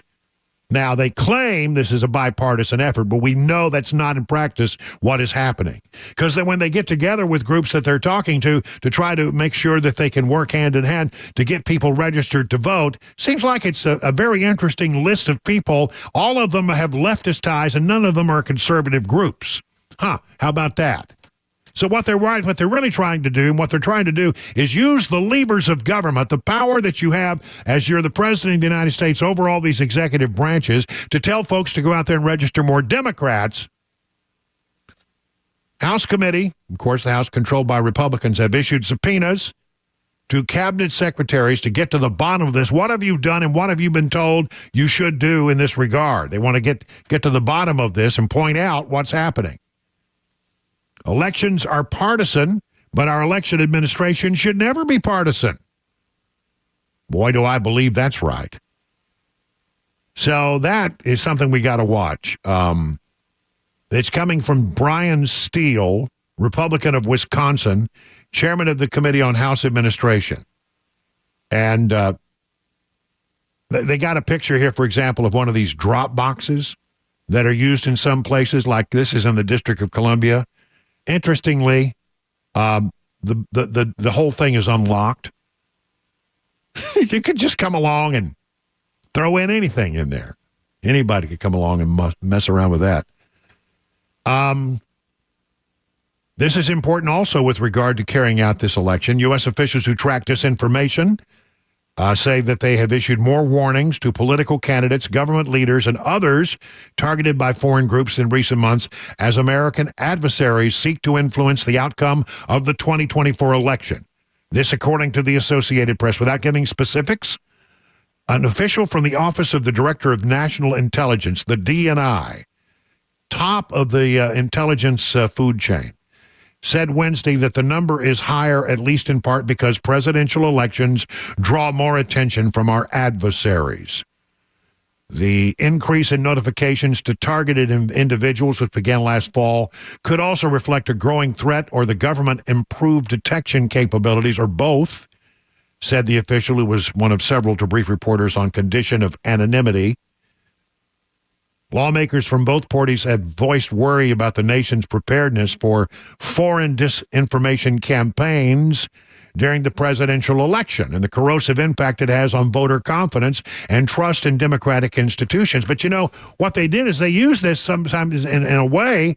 Remember what they did to social media? They went all to the social media companies and said in the last election, you know, we hear the Russians are up to something. We don't know what it is. We think the Russians are going to try to, throw stuff out there. It'll show up on social media, and you need to do everything you can to prevent the Russians from spreading disinformation. They said all this. And then when the laptop came out, they used it to their advantage. When Hunter Biden's laptop was discovered, and the New York Post, absolutely 1,000% correct, talked about some of the things that were on it. They were never wrong. They never had to walk back a sentence of any story that they had on it. They got it right. But what did they do? They had already warned everybody, look out for Russian disinformation. And then they said, oh, that laptop, it looks like Russian disinformation. So, even though you're warning people to look out for disinformation, they were able to use that and weaponize that and get all of the social media platforms to discredit any coverage of the laptop story, to cut it out of their social media feeds. So you got to watch these folks. Really quickly, because I'm running over, protester zone near the RNC convention in Milwaukee has been moved back. This came after months of pressure from the Republican Party. They said the perimeter for protests was too close to the facility, and they wanted it moved further back. Now, security officials, the Secret Service, and others have agreed to do just that. 51 minutes past the hour of 4 o'clock.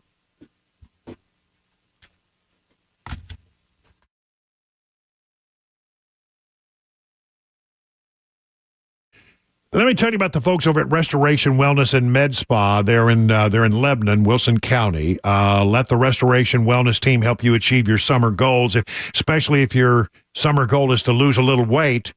They can help you with that. Call the Restoration Wellness team today at 615-470-8124 or visit them at their website, restorationwellnessmedspa.com, to book a consultation today. Now, my friends Carly and Jamie will take great care of you. They'll treat you like you're part of the family. They're just lovely people, and they want to help you. They want you to help you to lose weight, to be healthy in many other different ways. Be a part of the 1,000 patients who've already seen life-changing results from the weight loss management program at Restoration Wellness and Med Spa. These are customizable plans. They don't just pick something off the shelf and try to make you do it. They look at several factors like your needs, your lifestyle, your goals, and they come up with a treatment plan that really works for you. Whether your goal is to lose stubborn body fat or improve the overall health, Restoration Wellness has a solution for you. I'm down. I've lost weight doing this. Cabana Wife has lost a ton of weight doing this. She looks great. Newest technology in weight loss management? Find out more about it by going to their website, restorationwellnessandmedspa.com.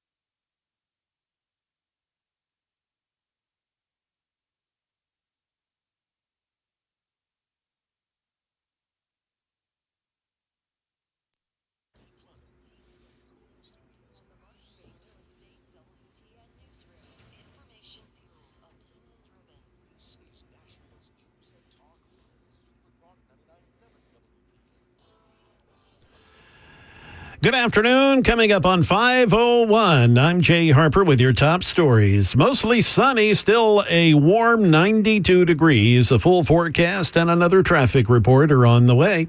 At the G7 summit in Italy today, President Biden and Ukrainian President Vladimir Zelensky signing a bilateral security agreement between the U.S. and Ukraine. Leaders of the Group of Seven have agreed to work out a $50 billion loan to help Ukraine in its war against Russia. ABC News correspondent Karen Travers, she has the latest. President Biden said 2 days after Russia invaded Ukraine in 2022, the G7 and European Union worked together to freeze $280 billion in Russian central bank funds outside Russia. The president touted the agreement by the G7 countries to lend Ukraine $50 billion, funding that will come from interest from those frozen Russian assets. Put that money to work for Ukraine.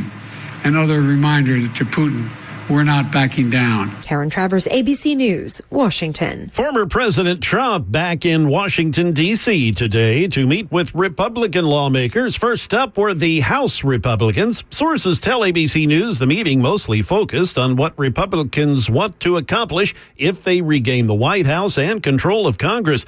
But GOP lawmakers also face pressure to help Trump with his criminal charges in various cases. ABC's correspondent Rachel Bade, she reports from Capitol Hill. Mike Johnson has actually been trying to work his members, trying to find out if they could actually get the votes to pass a number of proposals that, if they actually were to move forward, could actually help Donald Trump, including defunding Jack Smith, the special counsel here in Washington, also allowing him to move some of these state and local cases to federal court where his allies actually think he would have a better shot of defeating him.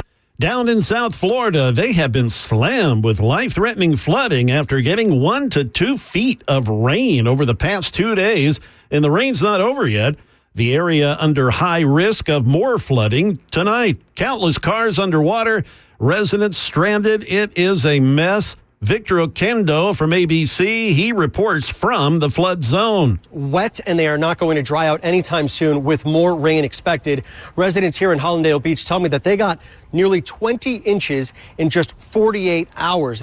I had a chance to speak with a tow truck driver who told me that he has been working nonstop since last night, and at this point he just cannot keep up. His phone has been ringing off the hook, and he has decided to stop answering entirely. That is the latest news. Traffic and a hot weather forecast are next. I'm Jay Harper, WTN News.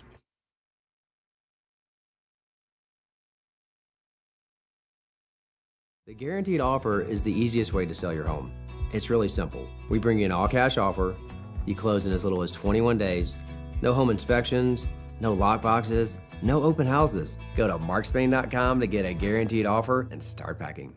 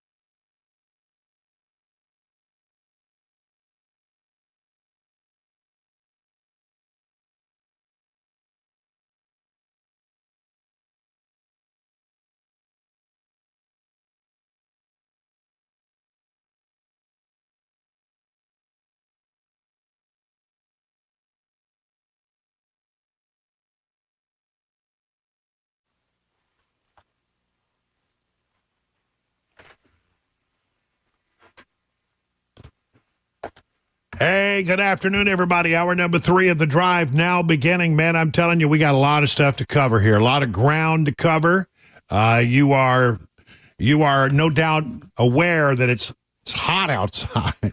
I think I'm correct in saying this is the first day in which we've been to the 90s. And right now, here in bucolic Watertown, it's good that we have water in Watertown because we need it. It's 93 degrees. And what, Mason, look at your thermometer and tell me what you got going on there in Nashville. We're sitting at a cool 90 right now. Well, it's a little warmer here than it is there. Just a little bit. Just a little bit. Just a little bit. Hey, I'll take the degrees where I can get them. Yeah, that's right. And so, and what it's also true is that the humidity is like, I think it's 1,007%. Yeah, it's jumped so much. And I was like, yesterday we were talking about how it hadn't rained that much, but I'm just trying to figure out where all it's coming from. Yeah, I don't know, but the humidity is high today, and so that's the kind of thing where you can get in trouble. High temperature, high humidity. You can't. Well, when you sweat, it's more than just sort of that uncomfortable moisture that forms on your forehead and the rest of your body. It really is the body's way of cooling itself. But you don't sweat. You can't evaporate that sweat when the humidity is high. Does that make sense? Yeah. Probably more about sweat than you wanted to hear today, but but one way or the other, you really need to be aware of that and to make sure that you're drinking lots of water and you're staying cool and understand that your body is not able to cool itself when the humidity is high. So, make sure you drink water, make sure you wear a hat, make sure you don't overexert yourself. Also, do not run with sharp objects. Absolutely. Stay away from. And do not stick yourself in the eye with something sharp. So, that would be helpful. Okay. So what else we want to talk about? Well, the President of the United States, our stellar President of the United States, brain dead as he is over in Italy right now, representing us on the world stage. With the G7 meeting. All the world leaders are there. And then there's Biden. President Biden apparently still making a lot of mistakes. Biden wanders away at G7 summit before being pulled back by the Italian prime minister. And I've seen the video of this. This is a real accurate description of what happened. President Biden started to wander off during a skydiving demonstration at the G7 summit in southern Italy on Thursday, with the host nation Prime Minister, Giorgia Meloni, pressed into action to pull him back toward the group. As the leaders of the world's wealthiest democracies applauded the evening parachuting presentation, the 80-year-old president, attention visibly wandered away from where the others were looking. He then shuffled a few steps away from his fellow heads of government and appeared to say something to an officer packing a parachute. Meloni walks over, grabs him gently by the elbow. No, Grandpa, we're looking at this over here. At that point, Meloni walked over to Biden, doing so backwards, so she was still facing her fellow leaders, and touched the president's right arm to let him know it was time to rejoin the group. The rest of the leaders were awkwardly gathered around Biden for a photograph. The president slipped on his aviator sunglasses. The odd moment was highlighted by the Republican National Committee's research account, which by the way is great. What is Biden doing? As if Meloni doesn't have enough on her hands right now, she's stuck playing chaperone to Grandpa Joe.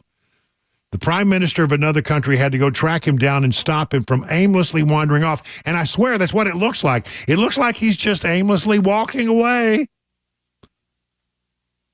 It is an embarrassment. It truly is an embarrassment. There's no doubt about it. Awkward. I mean, look, when you're on the world stage, you want to look confident. You want to stride. You want to walk right up with your shoulders squared, and you want to look like, you're a man in control of the strongest nation in the world. And all the world leaders are there, and they're putting on, their best fronts. They're trying to show that their individual country has a competent leader who's in charge and large. And our guy wanders off. Squirrel. Oh, look, it's that kind of thing. Here's another story about it from theredstate.com. Biden's awkward, embarrassing moments with other world leaders at the G7 summit. He gets on the tarmac, made his way down the short stairs because he can't take the tall stairs anymore. And a man intervened and directed him in the right direction. He's always lost. He shuffled his way over to the host, Italy's Prime Minister Giorgia Meloni, and hugged her and kissed her hair. I don't know why. Meloni told him he had to sign something over on the side. Then he awkwardly saluted Meloni as he was leaving the stage. You don't salute other world leaders. They should be saluting you, perhaps, but you don't. That's not what we do. You don't. That suggests showing respect to somebody in a higher station. It's a military thing. All the leaders got together for the family photo. They're all either smiling or looking serious for the photo, except Biden, who appears to be grimacing. They had to, again, direct him where to go when the thing was over. He seemed confused. He looked addled, confused. Is this the right way to go? Yes, ladies and gentlemen, this is the man. This is the man who is leading our country. This is the leader of the free world. This is the man who is representing the USA on the world stage, and he can't find his way off the stage without help. God help us. Meanwhile, his son, a lot of questions being asked today about whether or not his son will get a pardon from the president. He seems they have ruled out a pardon. He was asked about it today during a press conference with Zelensky, where he talked about all the things that they were going to do together and how he's going to support Zelensky. But the reporters got a chance to ask questions, and he seemed prepared for it, sort of. He was asked the question, will you pardon your son? And here's what he said. With regard to the question regarding the family, I'm extremely proud of my son, Hunter. He has overcome an addiction. He's one of the brightest, most decent men I know. And I am satisfied that I'm not going to do anything. I said I'd abide by the jury decision, and I will do that, and I will not pardon him. Not going to pardon him, but I mean, there are other options available. He could commute the sentence if there is jail time. They could commute the sentence. Karine Jean-Pierre was asked about this yesterday. It's kind of hard to hear because she's giving a briefing on Air Force One when they were on their way to Italy. But she was asked specifically about commuting the sentence, and Karine didn't seem to have an answer for that. You're not ruling out that he would commute the sentence. What I'm saying is that the president, I have not spoken to the president about this, and what I'm saying is he was asked about a pardon. He was asked about the trial specifically, and he answered it very clearly, very forthright. As we know, the sentencing hasn't even been scheduled yet. I don't have anything beyond what the president said. He's been very clear about this. Been very clear about this, except she didn't really answer the question about commutation of the sentence, right? I mean, that's something she should have addressed, I suppose. But it seems like we have finally gotten the answer. I didn't catch this at the end of the meeting with Volodymyr Zelensky.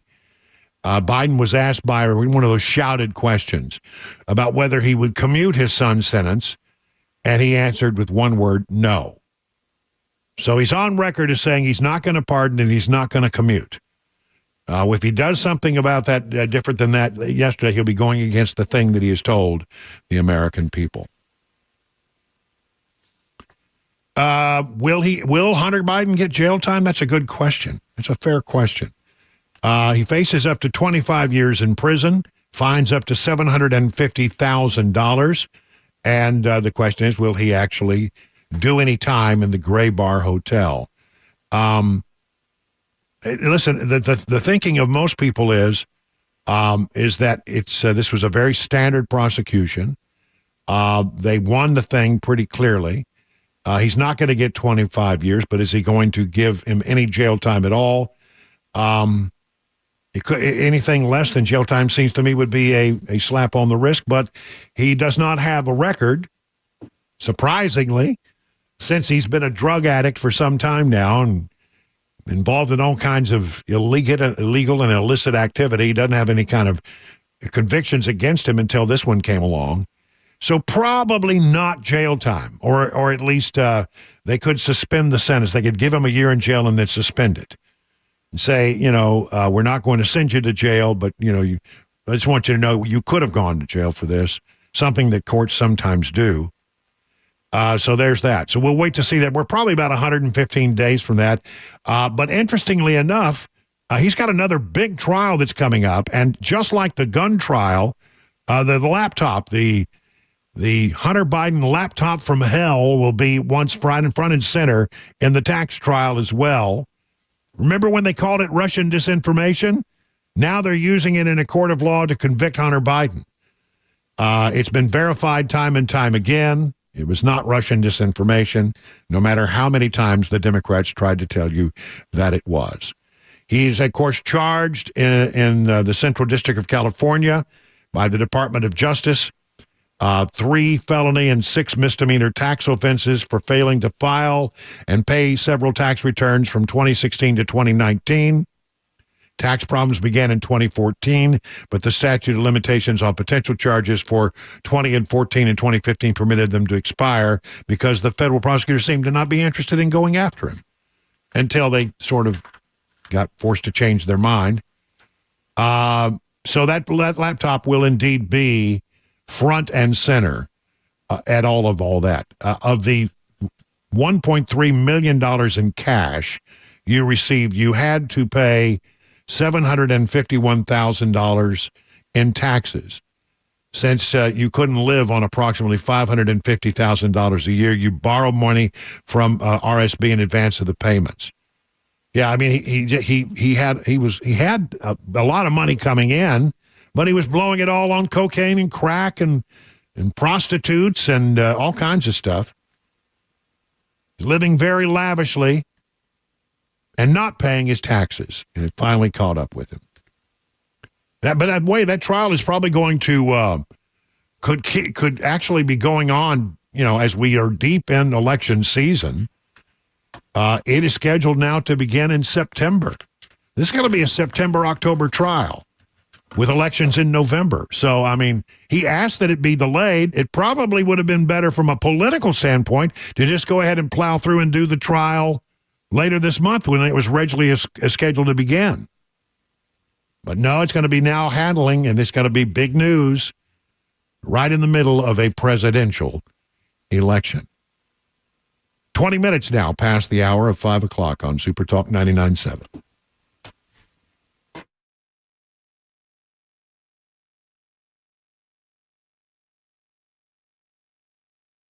Let me tell you about the folks over at DT McCall's. They've been in bed together in a family-run business for some 100 years. DT McCall and Sons. The Sons have carried on for more than a century. It has grown.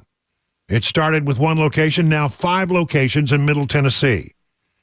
And they have been able to grow and to flourish because they have a reputation for treating people correctly, forthrightly, honestly. You see, the big box stores don't treat you honestly when it comes to buying stuff. Oh, they'll quote you a great price, and you'll go, wow, that's a good price on that thing. I better get it. But they don't then tell you about the other added-on charges until it's time for them to deliver it. Hey, did you want this thing delivered? Well, of course you want it delivered. That's going to be extra. Do you want us to install it if it's an appliance? Do you want us to do the installation? Well, of course you want it installed. You don't want to just drop it on the porch. Do you want the old thing hauled away? Well, what good would I have with an old stove? Of course I want you to haul it away. Well, by the time they keep adding on these charges, you find out that price you thought was a good price is not a good price at all. DT McCall's, they give you a good price. It's an honest price. They will never charge you extra for delivery or setup or the haul away. That's the kind of people they are. They just deal honestly. A Middle Tennessee company that does business with other companies in Middle Tennessee whenever possible. Sell products made and manufactured right here. Why don't you keep your dollars local instead of giving them to some big box store with corporate headquarters in Delaware? Learn about their 5 convenient locations by going to the website, dtmccalls.com.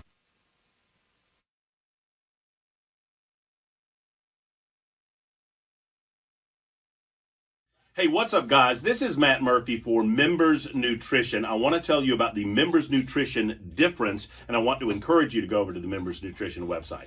Number one, they believe at Members Nutrition that they can sell vitamins and supplements at a lower cost point, and they're doing it every single day at membersnutrition.com. Number two, they want to make these products right here in the United States of America, not from some overseas company, and they do that every single day. I encourage you to go to membersnutrition.com. You'll get 50% off your purchase price at checkout. You don't have to put in any codes. Just go to membersnutrition.com. Once again, membersnutrition.com.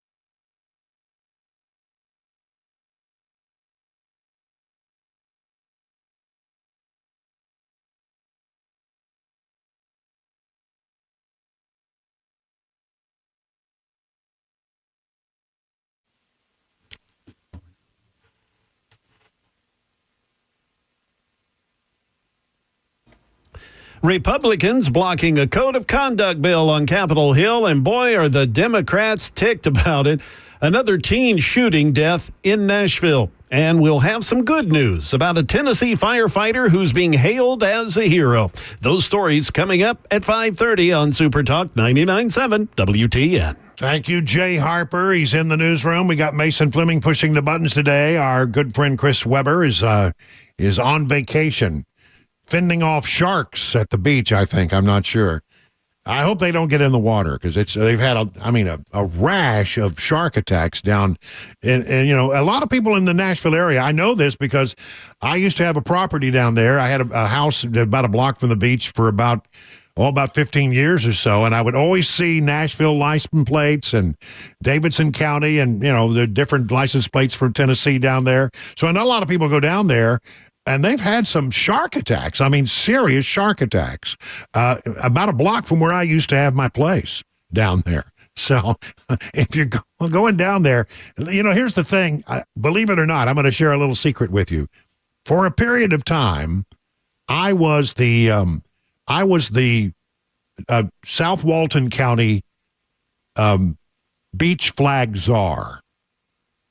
I did a PSA for him, a public service announcement that ran on all the cable channels down there, warning people about what the flags meant at the beach.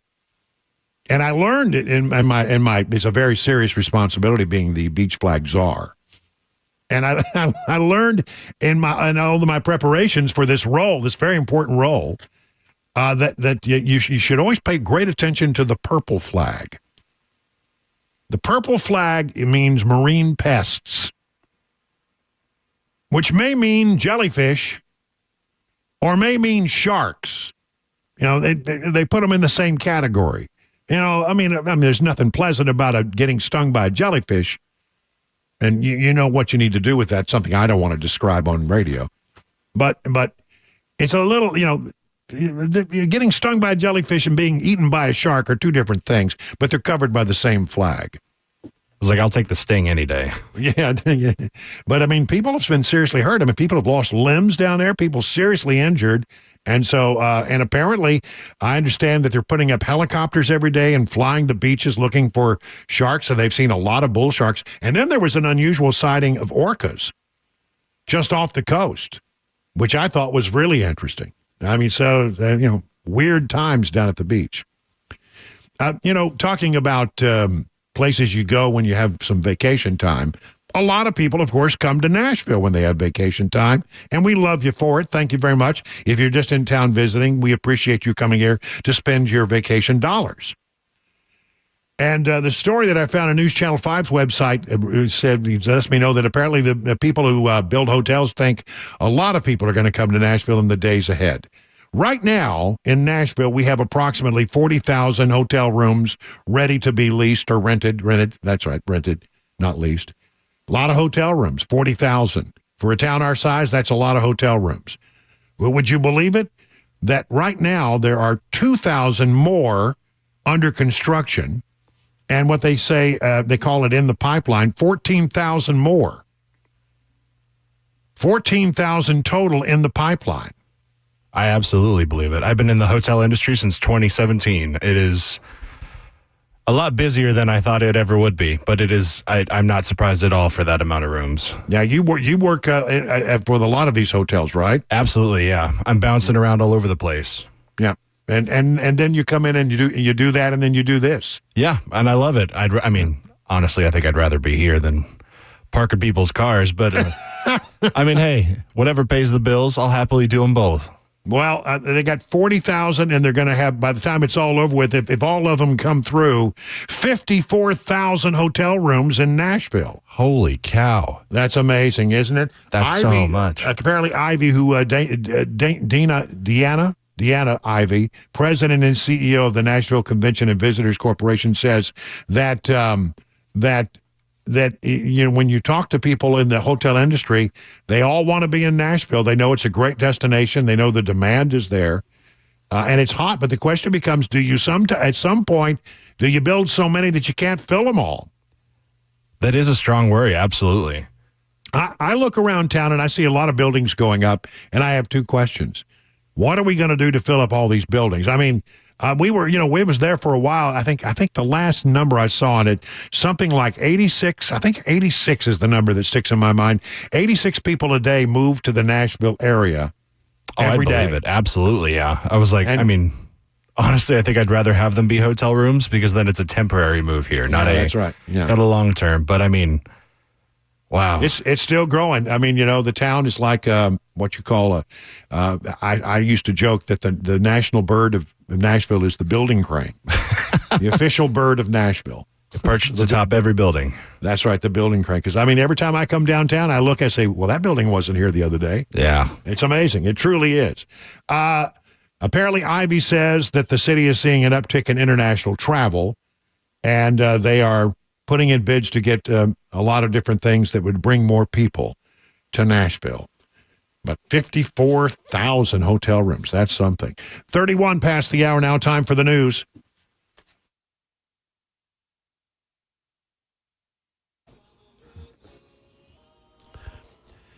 .531, I'm Jay Harper. Good afternoon. We've got your top stories. It is sunny, mostly sunny, 91 degrees on Music Road. The latest traffic report and another weather forecaster upcoming.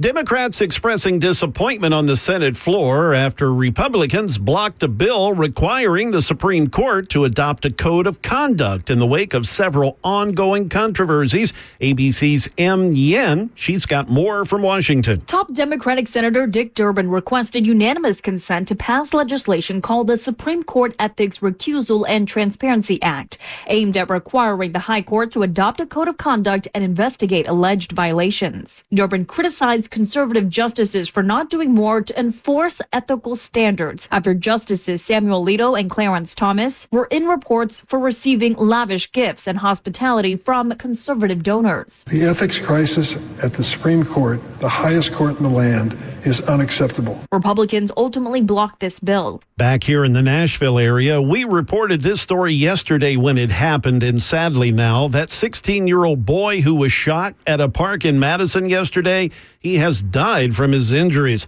The shooting happened just after 2 p.m. in the 500 block of North DuPont Avenue. That's near the Madison Community Center. Metro Police report that Justin Robinson, 16 years of age, died from his injuries at TriStar Skyline Medical Center. Witnesses at the scene told police there were a group of 6 minors in the park, and 2 of them started shooting at each other. The investigation still ongoing. Metro Police urging anyone with information to come forward, as the shooter is still at large. And some good news here in Tennessee. A local firefighter being celebrated by his community for saving a life during a high school graduation ceremony. Jace Pickle, he was attending his niece's graduation at Cornersville High in Marshall County back in May when he said he heard somebody collapse. He then got to the man, determined there was no pulse, no breathing. He started CPR. After several minutes, the man regained consciousness, was loaded into an ambulance, and reportedly he is going to be okay. Pickle, who is a firefighter, again, says all the positive attention since then has made his wife and 3 kids real proud, causing the family man to get a little choked up over it all. I feel good. I didn't want to brag, didn't really want all this, didn't want all the posts, but I'm here now, and I guess I should just eat it up. I don't know.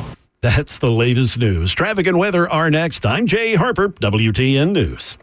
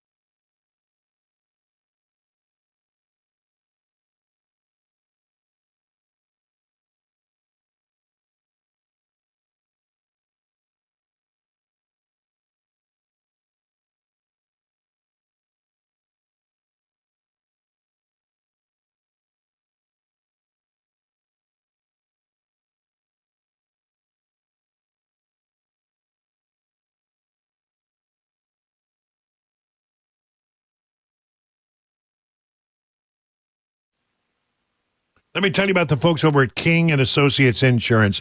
They're located in Brentwood. They've been there for over 25 years, quarter of a century. And they're an independent agency. And if you have a need for insurance, it's in your best interest to get an independent agent. I mean, really, honestly, they can look around. They can shop around with a bunch of different companies and find that insurance product that is exactly right for you. It's not just a one-size-fits-all, here's what we have, take it or leave it kind of thing. No, they will actually go out and find one that is customizable to your needs. And what does that mean? It means that at the end of the day, you're getting a lot more bang for your buck for your insurance. You get good insurance and it costs you less. That's the advantage of having an independent agency. And when you call this number, 615-329-8121, you don't reach a call center. You don't get a recording that says, please stand by. Your call is important to you when you know it's really not important to you. Because if it was, they would have answered the call. Well, they will answer the call. A real human being will answer the phone every single time you call. They are the masters, the kings of the multi-policy discount. 20, 25, 30, 35%. Huge savings are possible if you bundle, and they know how to play that game. So get your royal review with King & Associates Insurance. Log on to tkinginsurance.com. King Assurance & Associates, royal treatment and great rates.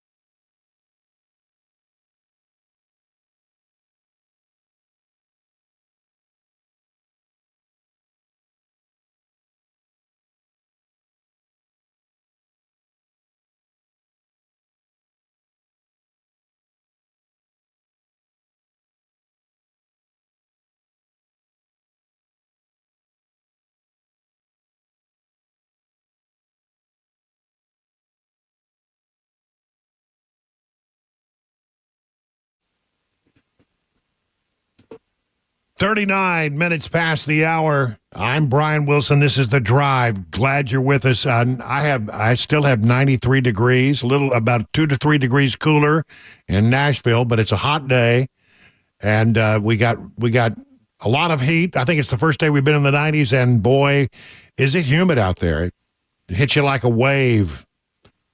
I had no problem convincing the Bulldog to join me in the air-conditioned, cooled studio here. The problem with having the Bulldog in the room is that she snores. When she starts snoring, I have to go over there and sort of shake her because I don't want the snoring to come across the radio. She's always welcome here, but not when she snores. Let me tell you about some more Nashville news, things you need to know about. The Nashville Council has put forward its alternate proposal for the 2025 budget. See, the first budget is put forward by the mayor, and then the council puts its budget together, and then they see where the differences are, and then they start to, work it out. This from the Tennessean. An alternate proposal for Nashville's 2025 budget shaped by the Metro Council would give city employees a 4% cost of living raise, plus put $1 million toward a youth violence prevention initiative, and spread about $4 million among other equity-related priorities. The projected revenue essentially flat compared to last year, so they say that Nashville's budget is tight. So the revenue is not going up. It's been a little bit flat. At-large Metro Council member and Budget and Finance Committee Chair Delisha Porterfield, who spearheaded the creation of this alternative budget, says it gives staff at Metro Public Schools additional support and funds many items that are on council members' wish lists while avoiding to put more pressure on city departments. The mayor's $3.27 billion budget in May asked Metro departments to look for ways to cut their costs by 1.4%. O'Connell's version would give Metro employees and teachers a 3.5% cost of living. The council wants to give them 4%. Under both recommended budgets, Metro would also raise its minimum wage from $18 an hour to $20 an hour. That does not apply to Metro Nashville Public School employees. But when you dig into the belly of this thing, when you start looking at the details, of course the devil is in the details. Here are the differences: $7 million to bring Metro and Metro Nashville Public School employees' cost of living adjustment up to 4%, as compared to 3.5% in O'Connell's budget. A $1 million grant for a varsity spending plan set off youth violence prevention initiatives put forward by the Southern Movement Committee and supported by multiple Nashville high school students. A lot of them, by the way, showed up to argue for this. $900,000 for employees and equipment at the Public Defender's Office. That seems okay. You get a little deeper into it.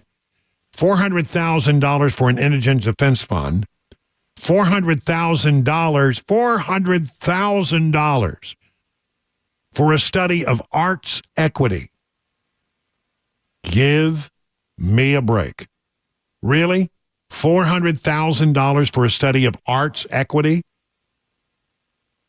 Please this is ridiculous. $300,000 for a contract and compliance monitoring board to oversee safety measures and employ practices at Metro construction sites, proposed by District 30 Councilmember Sandra Sepulveda. She calls it Build It Right Bill. And here you go.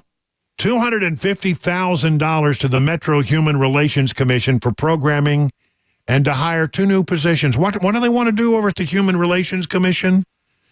They want to add a director of just innovations and something called a civic access position. I don't know what that is. Just innovations. And, there's a lot of woke stuff in this council budget. There's no doubt about it. So we'll see. We'll have to watch very closely to see how this all plays out and what happens.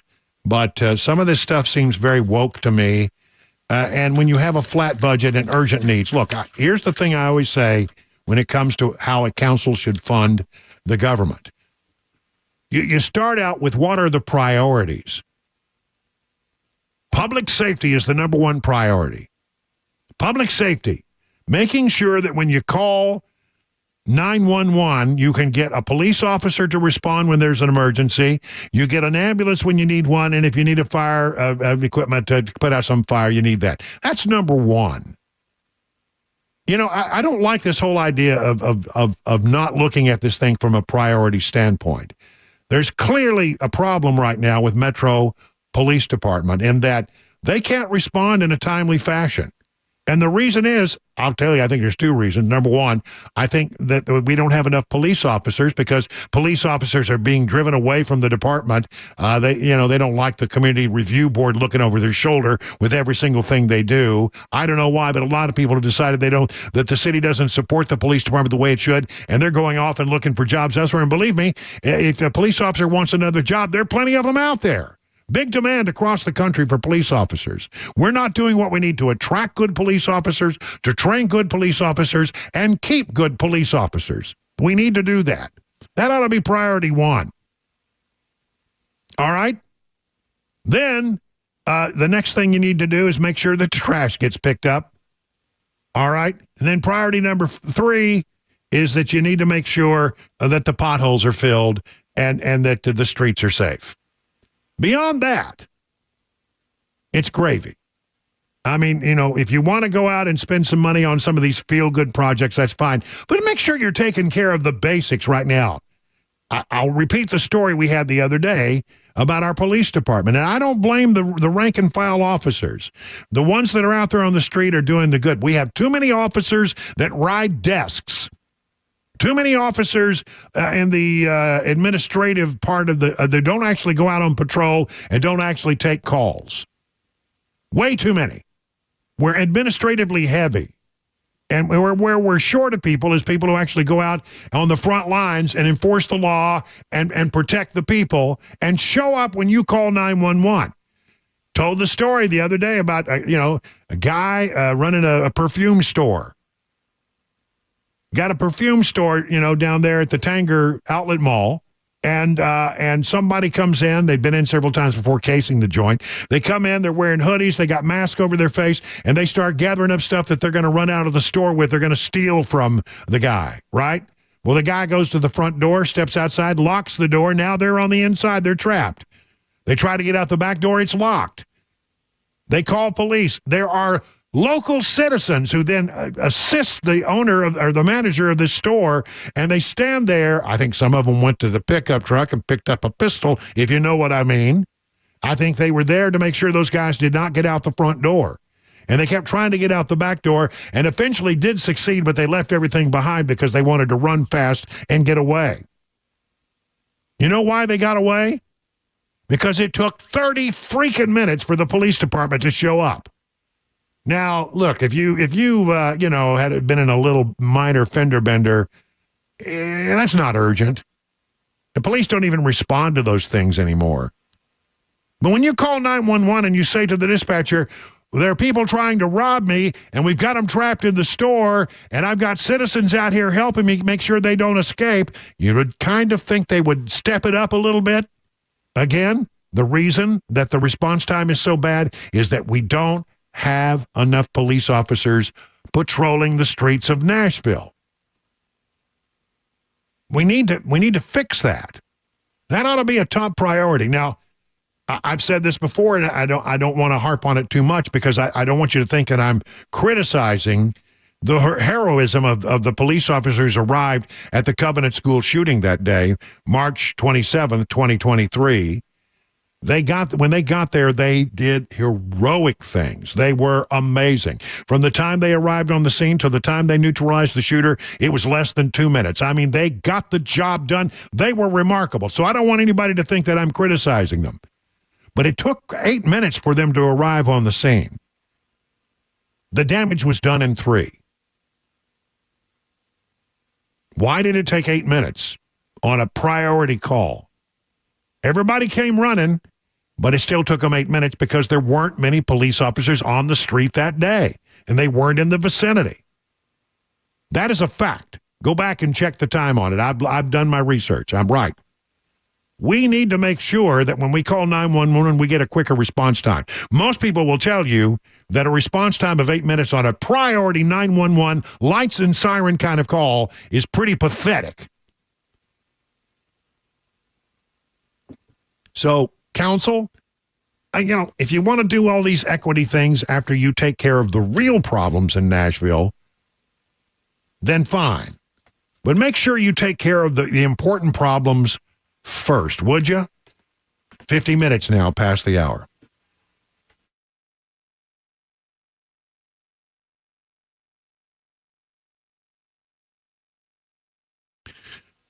Grace Point Healthcare is the standard for affordable, comprehensive, and convenient medicine. Well, how does that work? Well, as a direct pay provider, your health care is delivered without the red tape of an insurer's guidelines.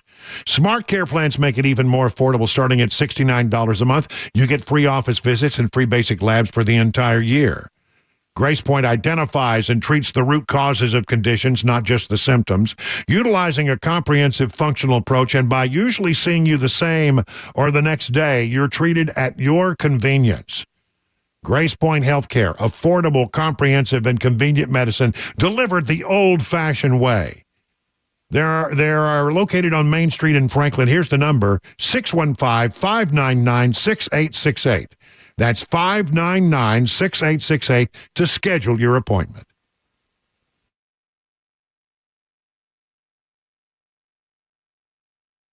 Hey, it's Dan Mandis, and I am so glad that California Closets has fixed my closet catastrophe. After exact measuring and planning, they came over and got to work.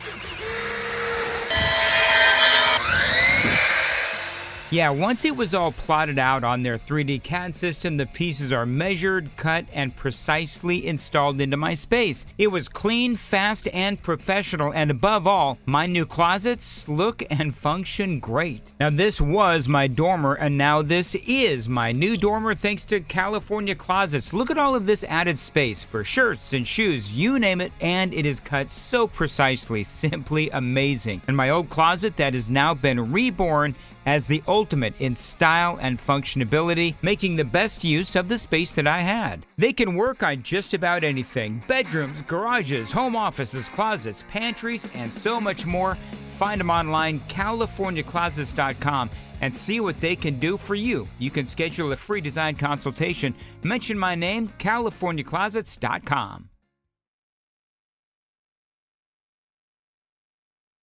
Hey, what's up, guys? This is Matt Murphy for Members Nutrition. I want to tell you about the Members Nutrition difference, and I want to encourage you to go over to the Members Nutrition website. Number one, they believe at Members Nutrition that they can sell vitamins and supplements at a lower cost point, and they're doing it every single day at membersnutrition.com. Number two, they want to make these products right here in the United States of America, not from some overseas company, and they do that every single day. I encourage you to go to membersnutrition.com. You'll get 50% off your purchase price at checkout. You don't have to put in any codes. Just go to membersnutrition.com. Once again, membersnutrition.com.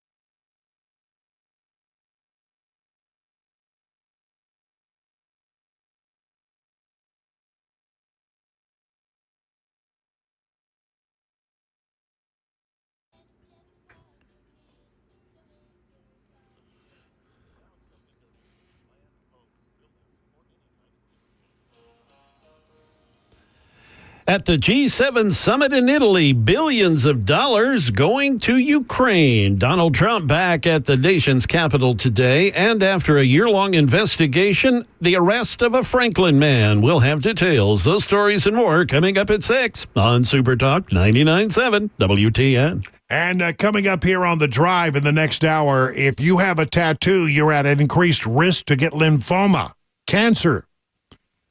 Parents, if your kid is asking you, can I get a tattoo? Can I get a tattoo? You may want to hear this story. It'll come up in the next half hour right here on The Drive. 57 minutes past the hour of 5 o'clock.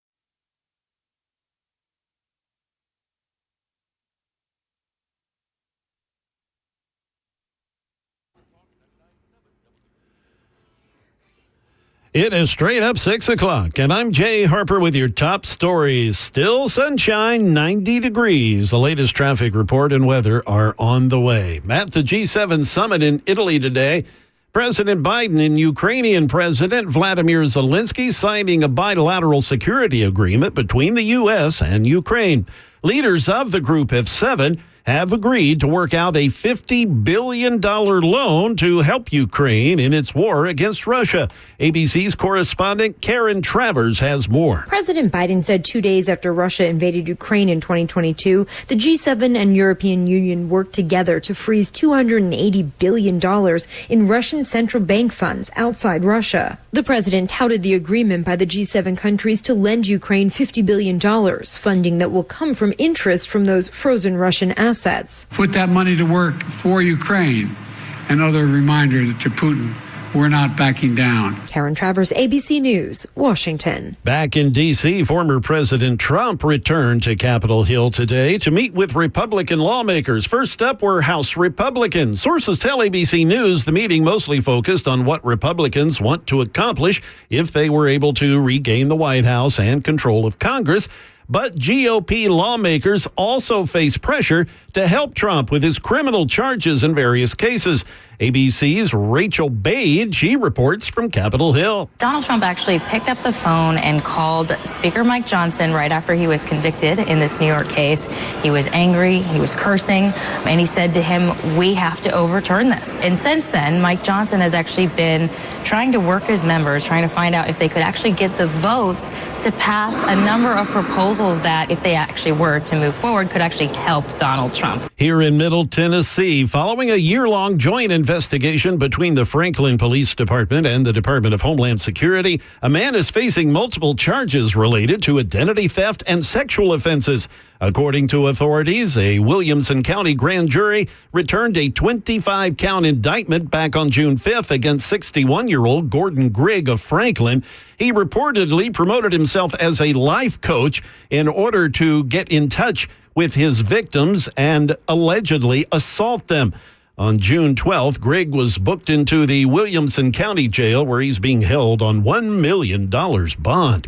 That is the latest news. Traffic and weather, they're next. I'm Jay Harper, WTN News. The guaranteed offer is the easiest way to sell your home. It's really simple. We bring you an all-cash offer. You close in as little as 21 days. No home inspections, no lockboxes, no open houses. Go to markspain.com to get a guaranteed offer and start packing.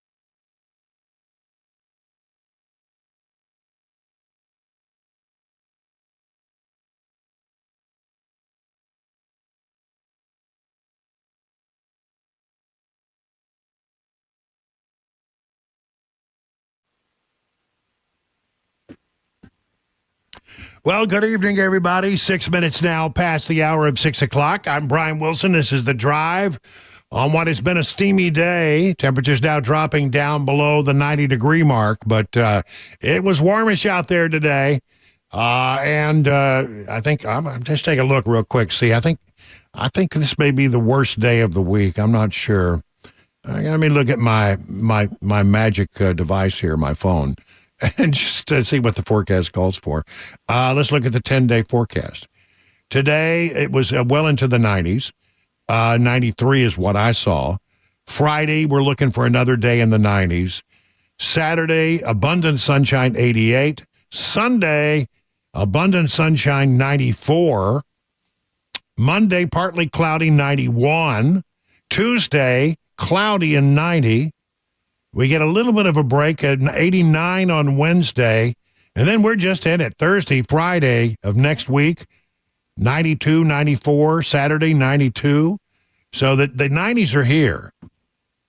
And so, summer may be a few days away, but I can tell you right now, the hot temperatures of summer have already arrived. So, I'm not gonna be that guy who says to you, the obvious things that you should do.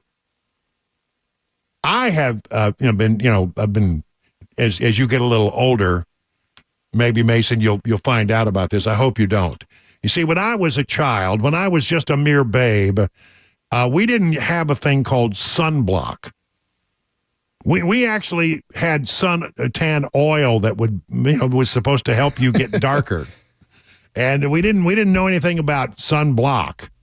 And with that sun coming to you, not staying away. And I remember, my dad loved to take us out on the lake, and I remember one time we got out there, my dad's beat up old boat out on the lake in Texas, and it was hotter than blue blazes, and the thing broke down, and we were stuck out on the lake for hours before we could get it fixed and make our way back to shore. Oh, my goodness. dad was out in the water trying to fix the motor one of those days, and we got home. When we finally got to shore, I was like a lobster. Oh, I mean, I was burned so bad. And again, it's what happened to you in those days. We didn't know about sunblock. So, I'm dealing, as I say, with a lot of dermy doctors right now. I got a couple of big appointments coming up with a dermy doctor. That's a joy that I hope none of you have to go through if you use your sunblock. But I'm telling you, for a lot of us of my age, we're going through this stuff because we didn't know any better when we were younger. So, put on some sunblock. Yeah, Wear a hat. I was like, I always think I'm tougher than it, and then I realized, oh wait, this is going to affect me long term, isn't it? So That's right. A little sunblock that used at the right moments now will save you the thing that I'm going through. Well, the dermy doctors, they're mean, sadistic people. They really are. I just want to say, just poking and prodding. I mean to tell you. But anyway, enough of that. But the other thing I've taken to is I'm wearing a hat. And, I try to wear a hat. And, now, normally I wear, like if you see me on our Super Talk TV right now, I'm wearing a hat that has a mosquito on it. I don't know why. I just liked it. I was about to say it looks like the state bird. It's a giant mosquito on my hat that I got down in Florida where they have a lot of mosquitoes. But now when I'm mowing the yard, I'm wearing a festive cowboy hat. Ooh, yeah. Yeah. Rocking, got my shades on and got my cowboy hat out there on the big zero turn mower. I'm telling you. Was it a push or is it a zero turn? No, it's a zero turn, man. I'm not pushing anything anymore. I'm way past pushing. I got a zero turn, and I zipped through that in about 45 minutes. I'm on my yard in 45 minutes flat. I'm telling you, it's great. But I mean, that's the thing I'm doing now. You have to be careful. You can't just go out there. Right now, all my arms. You really got to put something on them, or you got to wear a long sleeve shirt, one way or the other. Better to put on the sunblock than to deal with it when you get to be my age. Yeah. So just to people, I don't like to, I don't want to be the person who nags at you, but and I won't be. I won't be that person. But I mean, honestly, young people, a word to the wise should be sufficient. You don't want to go through the things that a lot of people my age are going through because they didn't know any better at the time. We know better now. Okay. Let's see. I want to talk about what's going on with ISIS-K. As you know, recently 8 Tajikistan nationals were arrested by the FBI and ICE. And the FBI alerted ICE and said, we got these guys we've been listening to from Tajikistan. We think they're in this country illegally, and they're talking about bombs and stuff. Could you, go round them up? So they went and rounded them up, and they arrested them, eight different individuals. They were in different cities. They were in New York. They were in Philadelphia. They were in Los Angeles. And they were planning bad things. And then comes the story where you read it and you find out, and they came across the border illegally with all those other people. In some cases, one of them even used the CBP One app. They actually used an app and applied for permission to come to this country from Tajikistan and were given permission to do so. One of them a lot of them went through the border and tried to avoid any interaction with law enforcement. But one of them actually was vetted by the Border Patrol at the border, and, they didn't find anything on him, and they let him go. He's released into the country from Tajikistan. Listen, I don't know a lot about Tajikistan, but I know that we're really worried about the terrorism that is growing in Tajikistan because terrorists attacked a symphony hall just outside of Moscow and killed 145 people with AR-15 rifles. I mean, honestly, these people do not have our best interest at stake. They don't like the Russians, and they don't like us. They're from Tajikistan. So, these people just came through. They said, well, one of them was vetted. They said, well, he was vetted. Well, it doesn't matter. You can't vet somebody when they come from a country that doesn't provide us any information. I mean, normally when people are vetted, you go back to their country of origin, say, tell me about this person, and, you get something back from them if we have but we don't have any relationships like that with Russia. We don't have any relationships like that with Tajikistan. So there's nothing on them in the system. They come into this country and they want to do us harm. And guess what? Maybe as many as 50,000 people from this particular part of the country are now in the United States, many of them here illegally. And that is causing the people who are concerned about our national security to sweat, to have nightmares. Because we are in a place and time where we are less safe than we were before 9/11.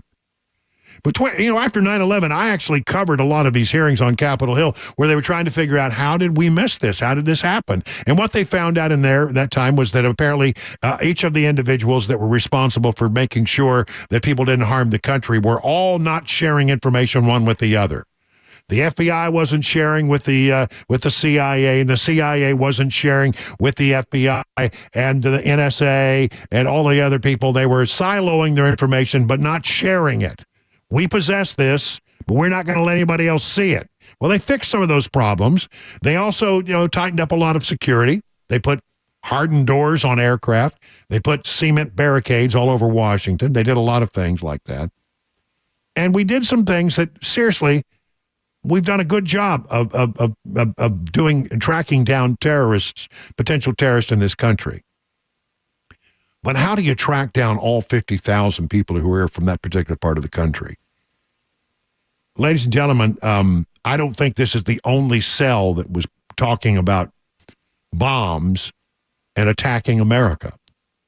And I don't think that we are as safe as we were, after 9/11 when a lot of these things got put into place. And again, I want to say one more time, I'm really irritated with why we're going through this. We're going through this because we have a situation where we're in a situation right now where we have a lot of people in this country we don't know anything about. We don't know who they are. We don't know where they came from. We don't know what they're up to. We don't know what their proclivities are. We just don't know. And they're doing it because they want to bring people into this country for political purposes. That's why the Democrats opened up the borders. That's why Joe Biden opened the borders with his executive orders. They want as many people to come in here so that they can make them citizens one day, find them a pathway to citizenship, and then they'll be able to change the voting demographics of America forever, for many, many, many years. We should be afraid, because this country is not safe, and Joe Biden is the reason it's not safe. His policies are responsible for this. Ted Cruz has it exactly right. We are today at a greater risk for a major terrorist attack than at any time since September 11th. And we have seen for 3.5 years a wide open border, effectively an invitation from Joe Biden and the Democrats for terrorists to come into this country. We have seen Customs and Border Patrol instructed to be on the lookout for Hamas terrorists, be on the lookout for Hezbollah terrorists, be on the lookout for Palestinian Islamic Jihad terrorists. All of them have called for jihad against America. Iran has called for jihad against America. And you look at these 8 Tajik terrorists that came in from Tajikistan, that they have ties to ISIS-K, the radical terrorist group. They crossed the border illegally at the southern border. They were apprehended. Joe Biden had them. The Democrats had them. All he had to do was put the terrorists on a plane and send them home, but they didn't. They, quote, vetted them, which means he patted them on the back of the head and said, I guess we need more terrorists, and they let them go. And understand the news you just broke. Everyone needs to understand what this is. The FBI caught them in a sting for terrorism across 3 cities, New York, L.A., and Philadelphia. ISIS-K, the Tajiks and ISIS-K are the same people that carried out the terror attack in Moscow, Russia, that killed 145 people at an opera house. And sadly, Sean, we're living on borrowed time because the Democrats are opening the door and laying out the red carpet for terrorists to come and threaten the lives of Americans. Here's another person, retired U.S. Army Major General Dana Petard, on terrorism concerns resulting from the border crisis. The fact is, these 8 ISIS suspects got through the southern border really is a travesty. It really is. We are at less safe than we were, after 9/11. It's frightening. We're headed for another 9/11, said New York City Democrat Councilman Robert Holden, talking to Fox News. I predicted that. I think we should have a secure border. We should know who's coming into our country, and we don't. And millions of migrants and illegal aliens have gotten through. So it's a situation that we're just, really rolling the dice here. Thank God the FBI had these people on their radar. Who knows what might have happened? Who knows what might have happened if they had not? And how many are there out there that they don't know anything about? You know the statistic, I've told you so many times, 1.8 million known gotaways, probably total, when you add in the people that we don't know anything about, it's around 2 million people who have never been vetted, never seen a police officer, never checked in with the CBP, never checked in with ICE. They're in this country, and we don't know who they are. We should be very, very worried right now as a country. As the FBI director has said, the lights are blinking red. It's a warning. He's saying he's putting up a flare that things are spiraling out of control, and the reason it's spiraling out of control is because Biden thought he knew better about how to handle the border situation than the former president. 20 minutes now past the hour.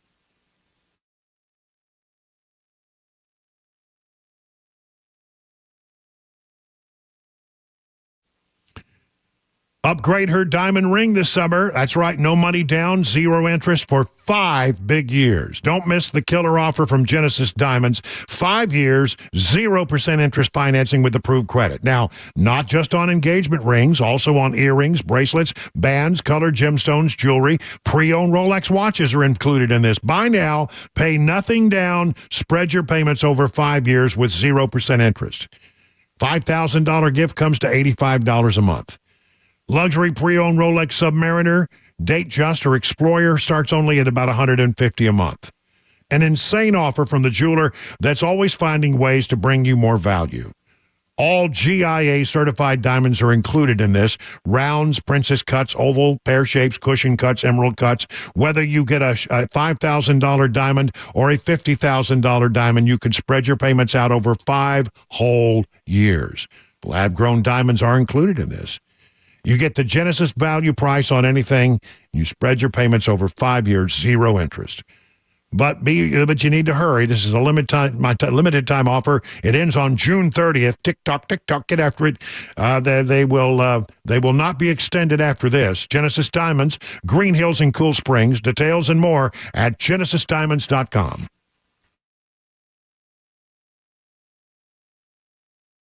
Hey, what's up, guys? This is Matt Murphy for Members Nutrition. I want to tell you about the Members Nutrition difference, and I want to encourage you to go over to the Members Nutrition website. Number one, they believe at Members Nutrition that they can sell vitamins and supplements at a lower cost point, and they're doing it every single day at membersnutrition.com. Number two, they want to make these products right here in the United States of America, not from some overseas company, and they do that every single day. I encourage you to go to membersnutrition.com. You'll get 50% off your purchase price at checkout. You don't have to put in any codes. Just go to membersnutrition.com. Once again, membersnutrition.com.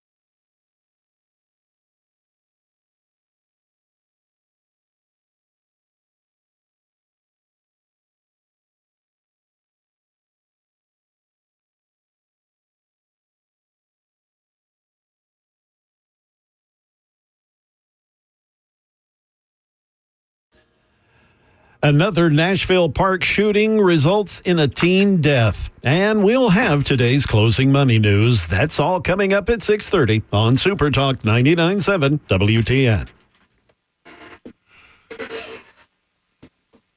26 minutes past the hour of 6 o'clock. Good evening, everybody. I'm Brian Wilson. Glad you're with us. As promised, because when we tell you we're going to do something, we try to do it. That's breaking news, because, when we have breaking news, it changes everything. But I did promise you this story about tattoos, and I think I've never, quite frankly, understood the tattoo thing. I just don't. If I had, if my child came to me and said, I want to get a tattoo, I would do everything in my power to suggest that not take place. But, once you get to be 18 years old, you can't tell a kid no anymore. And it happens. A lot of young people go out and get tattoos. And look, again, it's an expression that's going to be with you till the day you die. But one way, it's an expression of your personality or something that's important. Never understood.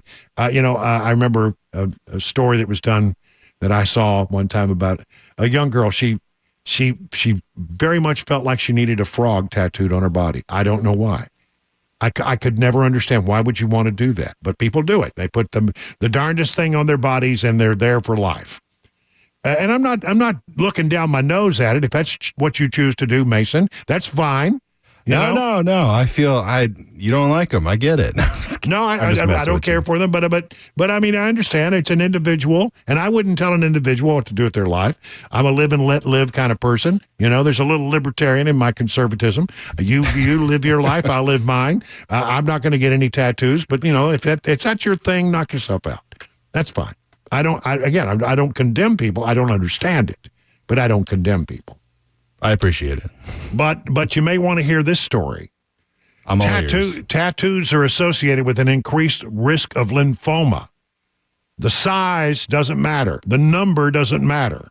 A new study finds the ink used in creating popular body art contains toxic ingredients linked to a higher risk of lymphoma, cancer that begins in germ-fighting lymphatic systems.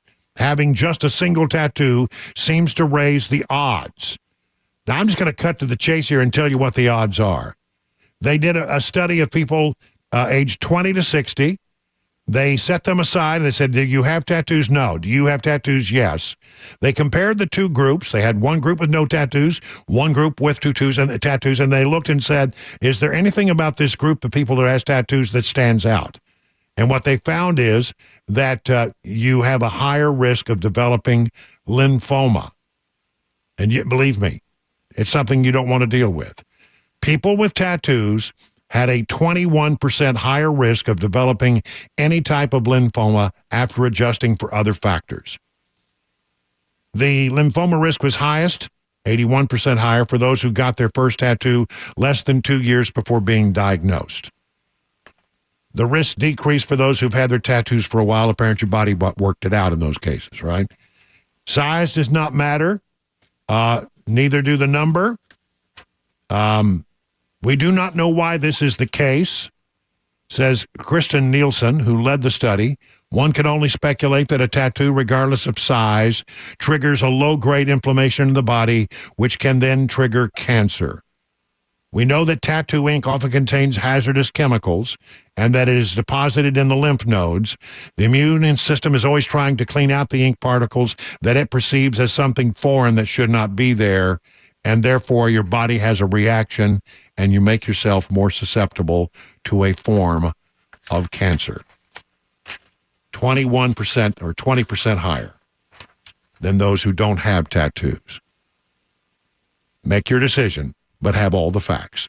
30 minutes now past the hour of 6 o'clock.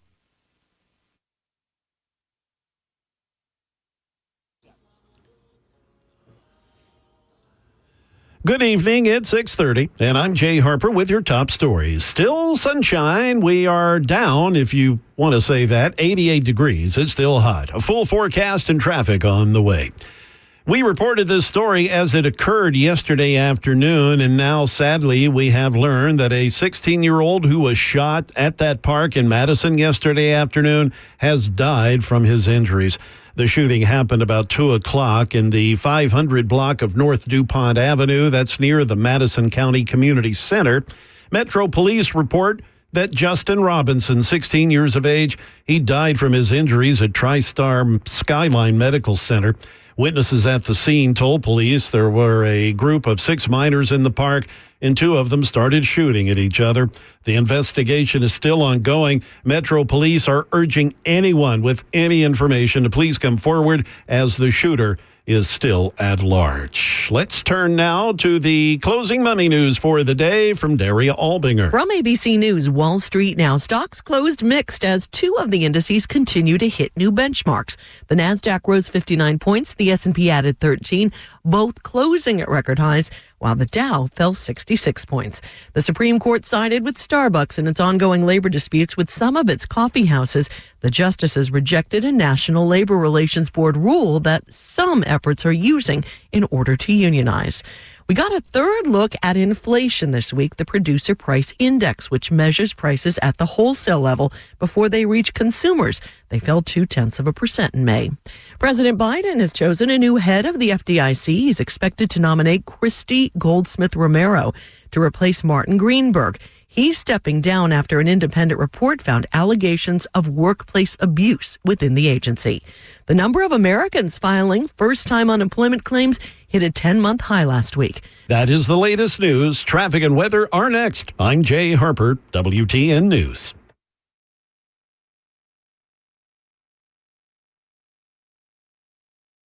Hey, it's Dan Mandis, and I am so glad that California Closets has fixed my closet catastrophe. After exact measuring and planning, they came over and got to work.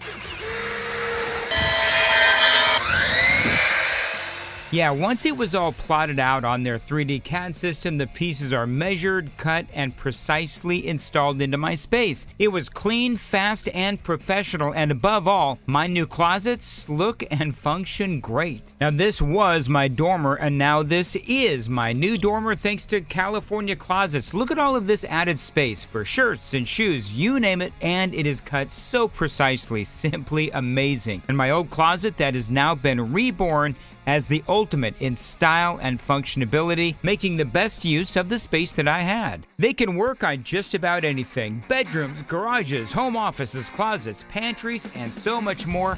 Find them online, CaliforniaClosets.com, and see what they can do for you. You can schedule a free design consultation. Mention my name, CaliforniaClosets.com.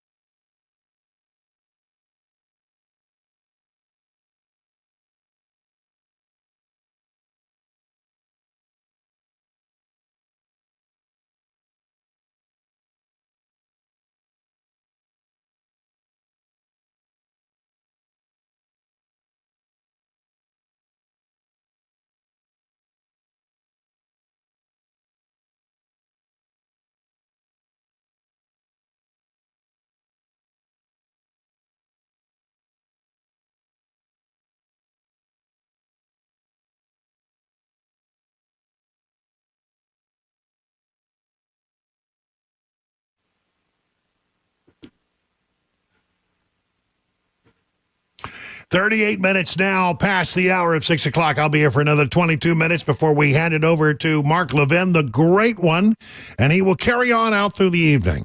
He carries on and he carries on. He takes the ball and he runs with it. Love that guy. So, if you want to get a different take on the news of the day, you definitely ought to hang around. Listen to Mark. There is a new development in this whole covenant thing. Gosh, I mean, you got to really stay on top of this story to stay up at the because there's something breaking on this every 10 minutes, it seems. As you know, there have been leaks. There's no doubt about it. I can tell you from some of the reporting that I've done, I'm in possession of police documents about the investigation into the Covenant shooting and have reported on this program, if you were with us last week, a great deal of information about what police knew about 4 months after the shooting. And I played sound bites from an interview that they conducted with the parents of the shooter. So, we have been the recipient of leaked material. The Tennessee Star apparently has a lot more material than we do, based on the fact that I've seen them put out, more than 30, 35 stories by now about the Covenant shooter and what they have learned from the information that was leaked to them. And now they're being hauled into court. See, as it turns out, they're litigants in this case. They've been trying to get this information through the courts, saying that all of the journals, all 20 of them, should be released to the public so that we can have a better understanding of what caused and what was going on with this individual who carried out the heinous attack on March 27th of 2023 that claimed the lives of 6 people. What happened? What do we know about this individual? A lot of that information is contained in the journals, and they want them. However, there are a group of people on the other side of the equation who don't want that information released. The church, the school, and parents have put together and hired a bunch of lawyers. Gosh, there's so many lawyers on this thing. On one side, you got a half a dozen news organizations, probably, I think about a half a dozen, that want to get the information and want it released. And then you got these other organizations that are representing the school, the church, and the parents, and they've got lawyers. And every time they have a hearing on this, about 50 lawyers go on the clock. I mean, I've never seen anything like it. This is information that in an ordinary course of investigation, when the shooter was killed and there's not going to be a prosecution of the shooter, this kind of information would have already been made public long ago. But now it's tied up in a court of law. Tied up. And because Michael Patrick Leahy, who runs the Tennessee Star, is a litigant in that particular case, the judge is none too happy, apparently, that he has published leaked material. Now, he hasn't published anything from the diaries. He's talked about them, but he hasn't published them. Doesn't matter. They're out there. I mean, golly, the Daily Wire, they ran a story yesterday with just about everything that could be said about this thing up to date. They showed pictures. They published it. It's out there in a big way. The Daily Wire, if you want to find out more about it, go over there and take a look at it. But Leahy never published any of the documents from the diaries, even though he has said in his writings that he is in possession of some 80 pages of it. So why is the judge hauling him into court? Well, he said she wants to find out if he has violated any of the court's orders. He put in a motion to have this hearing quashed, to say, no, you really don't want to do this. And the judge has responded now, saying that, no, I am going to deny your request to not have that hearing on Monday. And look, I can tell you that, there's a possibility here that eventually Michael Patrick Leahy could be found in contempt of court. And if he is found in contempt of court, the fine in the state of Tennessee is 10 days in jail and a $50 fine. Throwing journalists in jail? Is that a possibility? I don't know. Here's what the judge, Aisha Miles, had to say today in saying that I'm not going to cancel the hearing. And she said, I never really said anything about throwing anybody in court, throwing anybody in jail. And this is part of the listing. This is part of her response. Should this court determine that an alleged leak did in fact occur by any party to this case, and that such action was a violation of the orders of this court, or that there has been any abuse or unlawful interference with the process or proceedings of this court, or any violation as set forth in Tennessee Code, this court may then enter an order and notice appointing an attorney as an amicus curiae to the court for investigative purposes and to initiate and prosecute a contempt citation. In other words, she's going to bring in a special counsel to investigate if she finds that the orders of the court have been violated. Good for us, because in the state of Tennessee, I must say, we have a remarkably strong shield law for journalists, and you want that. You want journalists who go out there and boldly report stuff that the government doesn't want you to see and that the government doesn't want you to have. You want reporters like that. You want me on that wall. I'm serious, you do. You want people who will do it. You want people like Michael Patrick Leahy. You want people like me who publish this stuff. You want people like the Daily Wire who say, I'm going to report it and let the people know what's going on, and then we'll deal with the consequences. But we have a great shield law in the state of Tennessee. And I'm just going to read it to you. This is what it says. I'm so proud that Tennessee has such a strong law in this regard. Any person engaged in gathering information for publication or broadcast connected with or employed by the news media or press, or who is independently engaged in gathering information for publication or broadcast shall not be required by a court, a grand jury, a general assembly, or any administrative body to disclose before the General Assembly or in a Tennessee court, grand jury, agency, department, or commission any information or the source of any information procured for publication or broadcast. It includes broadcast journalists. It includes print journalists. It includes independent journalists who publish stuff on the internet. We are protected, and we do not have to reveal our sources. So, look, this judge is sounding tough. I think she went a little too far in calling for this hearing, but now doesn't want to back down. Trying to save face. That's what that's the way I read this thing. But again, you want people who are going to go out there and publish information that the government doesn't want you to know. And it's called journalism. So has there been a leak? You damn straight there's been a leak. I've got stuff. A lot of people have stuff. It's been published. It's been reported. It's been broadcast. It's been posted on the internet. You can look at some of it. So that's out there. And that's what you want.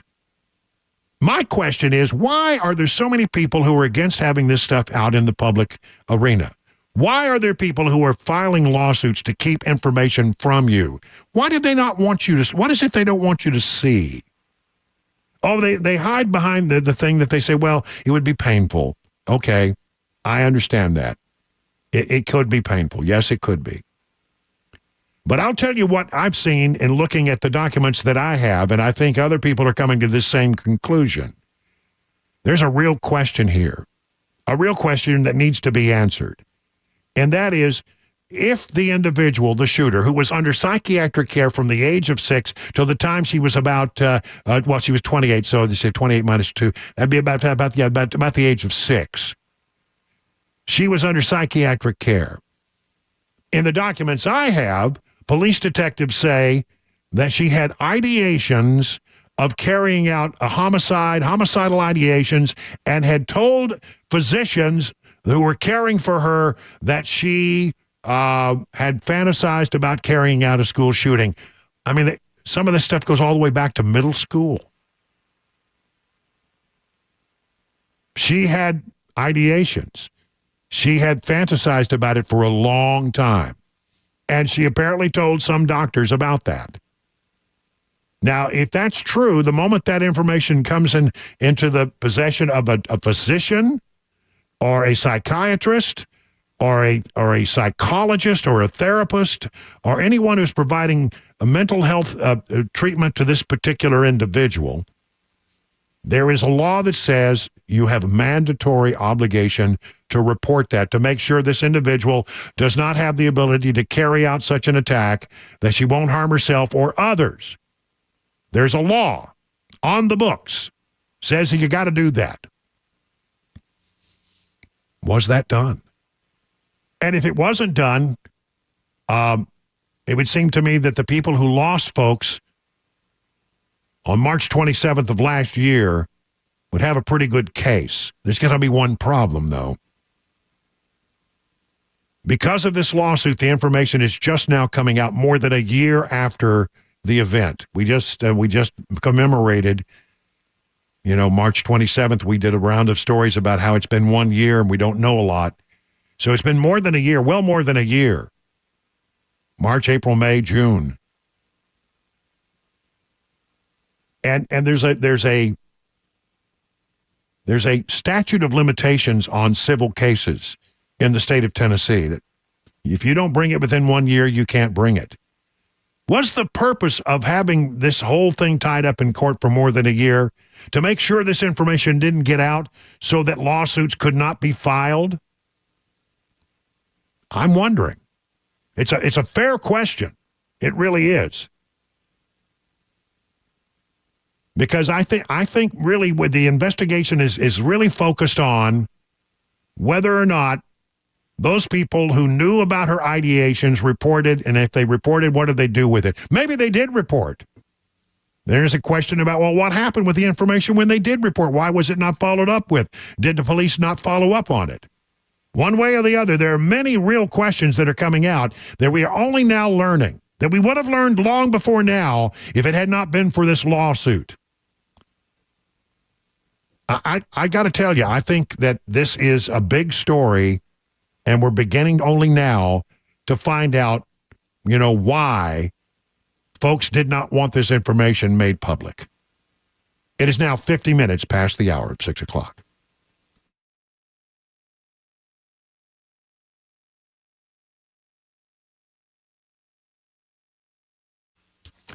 Eurofix, have you ever noticed how unreliable things have become these days? Like when someone tells you it'll be ready at 4 and you show up at 4 and they say, oh, it's not ready.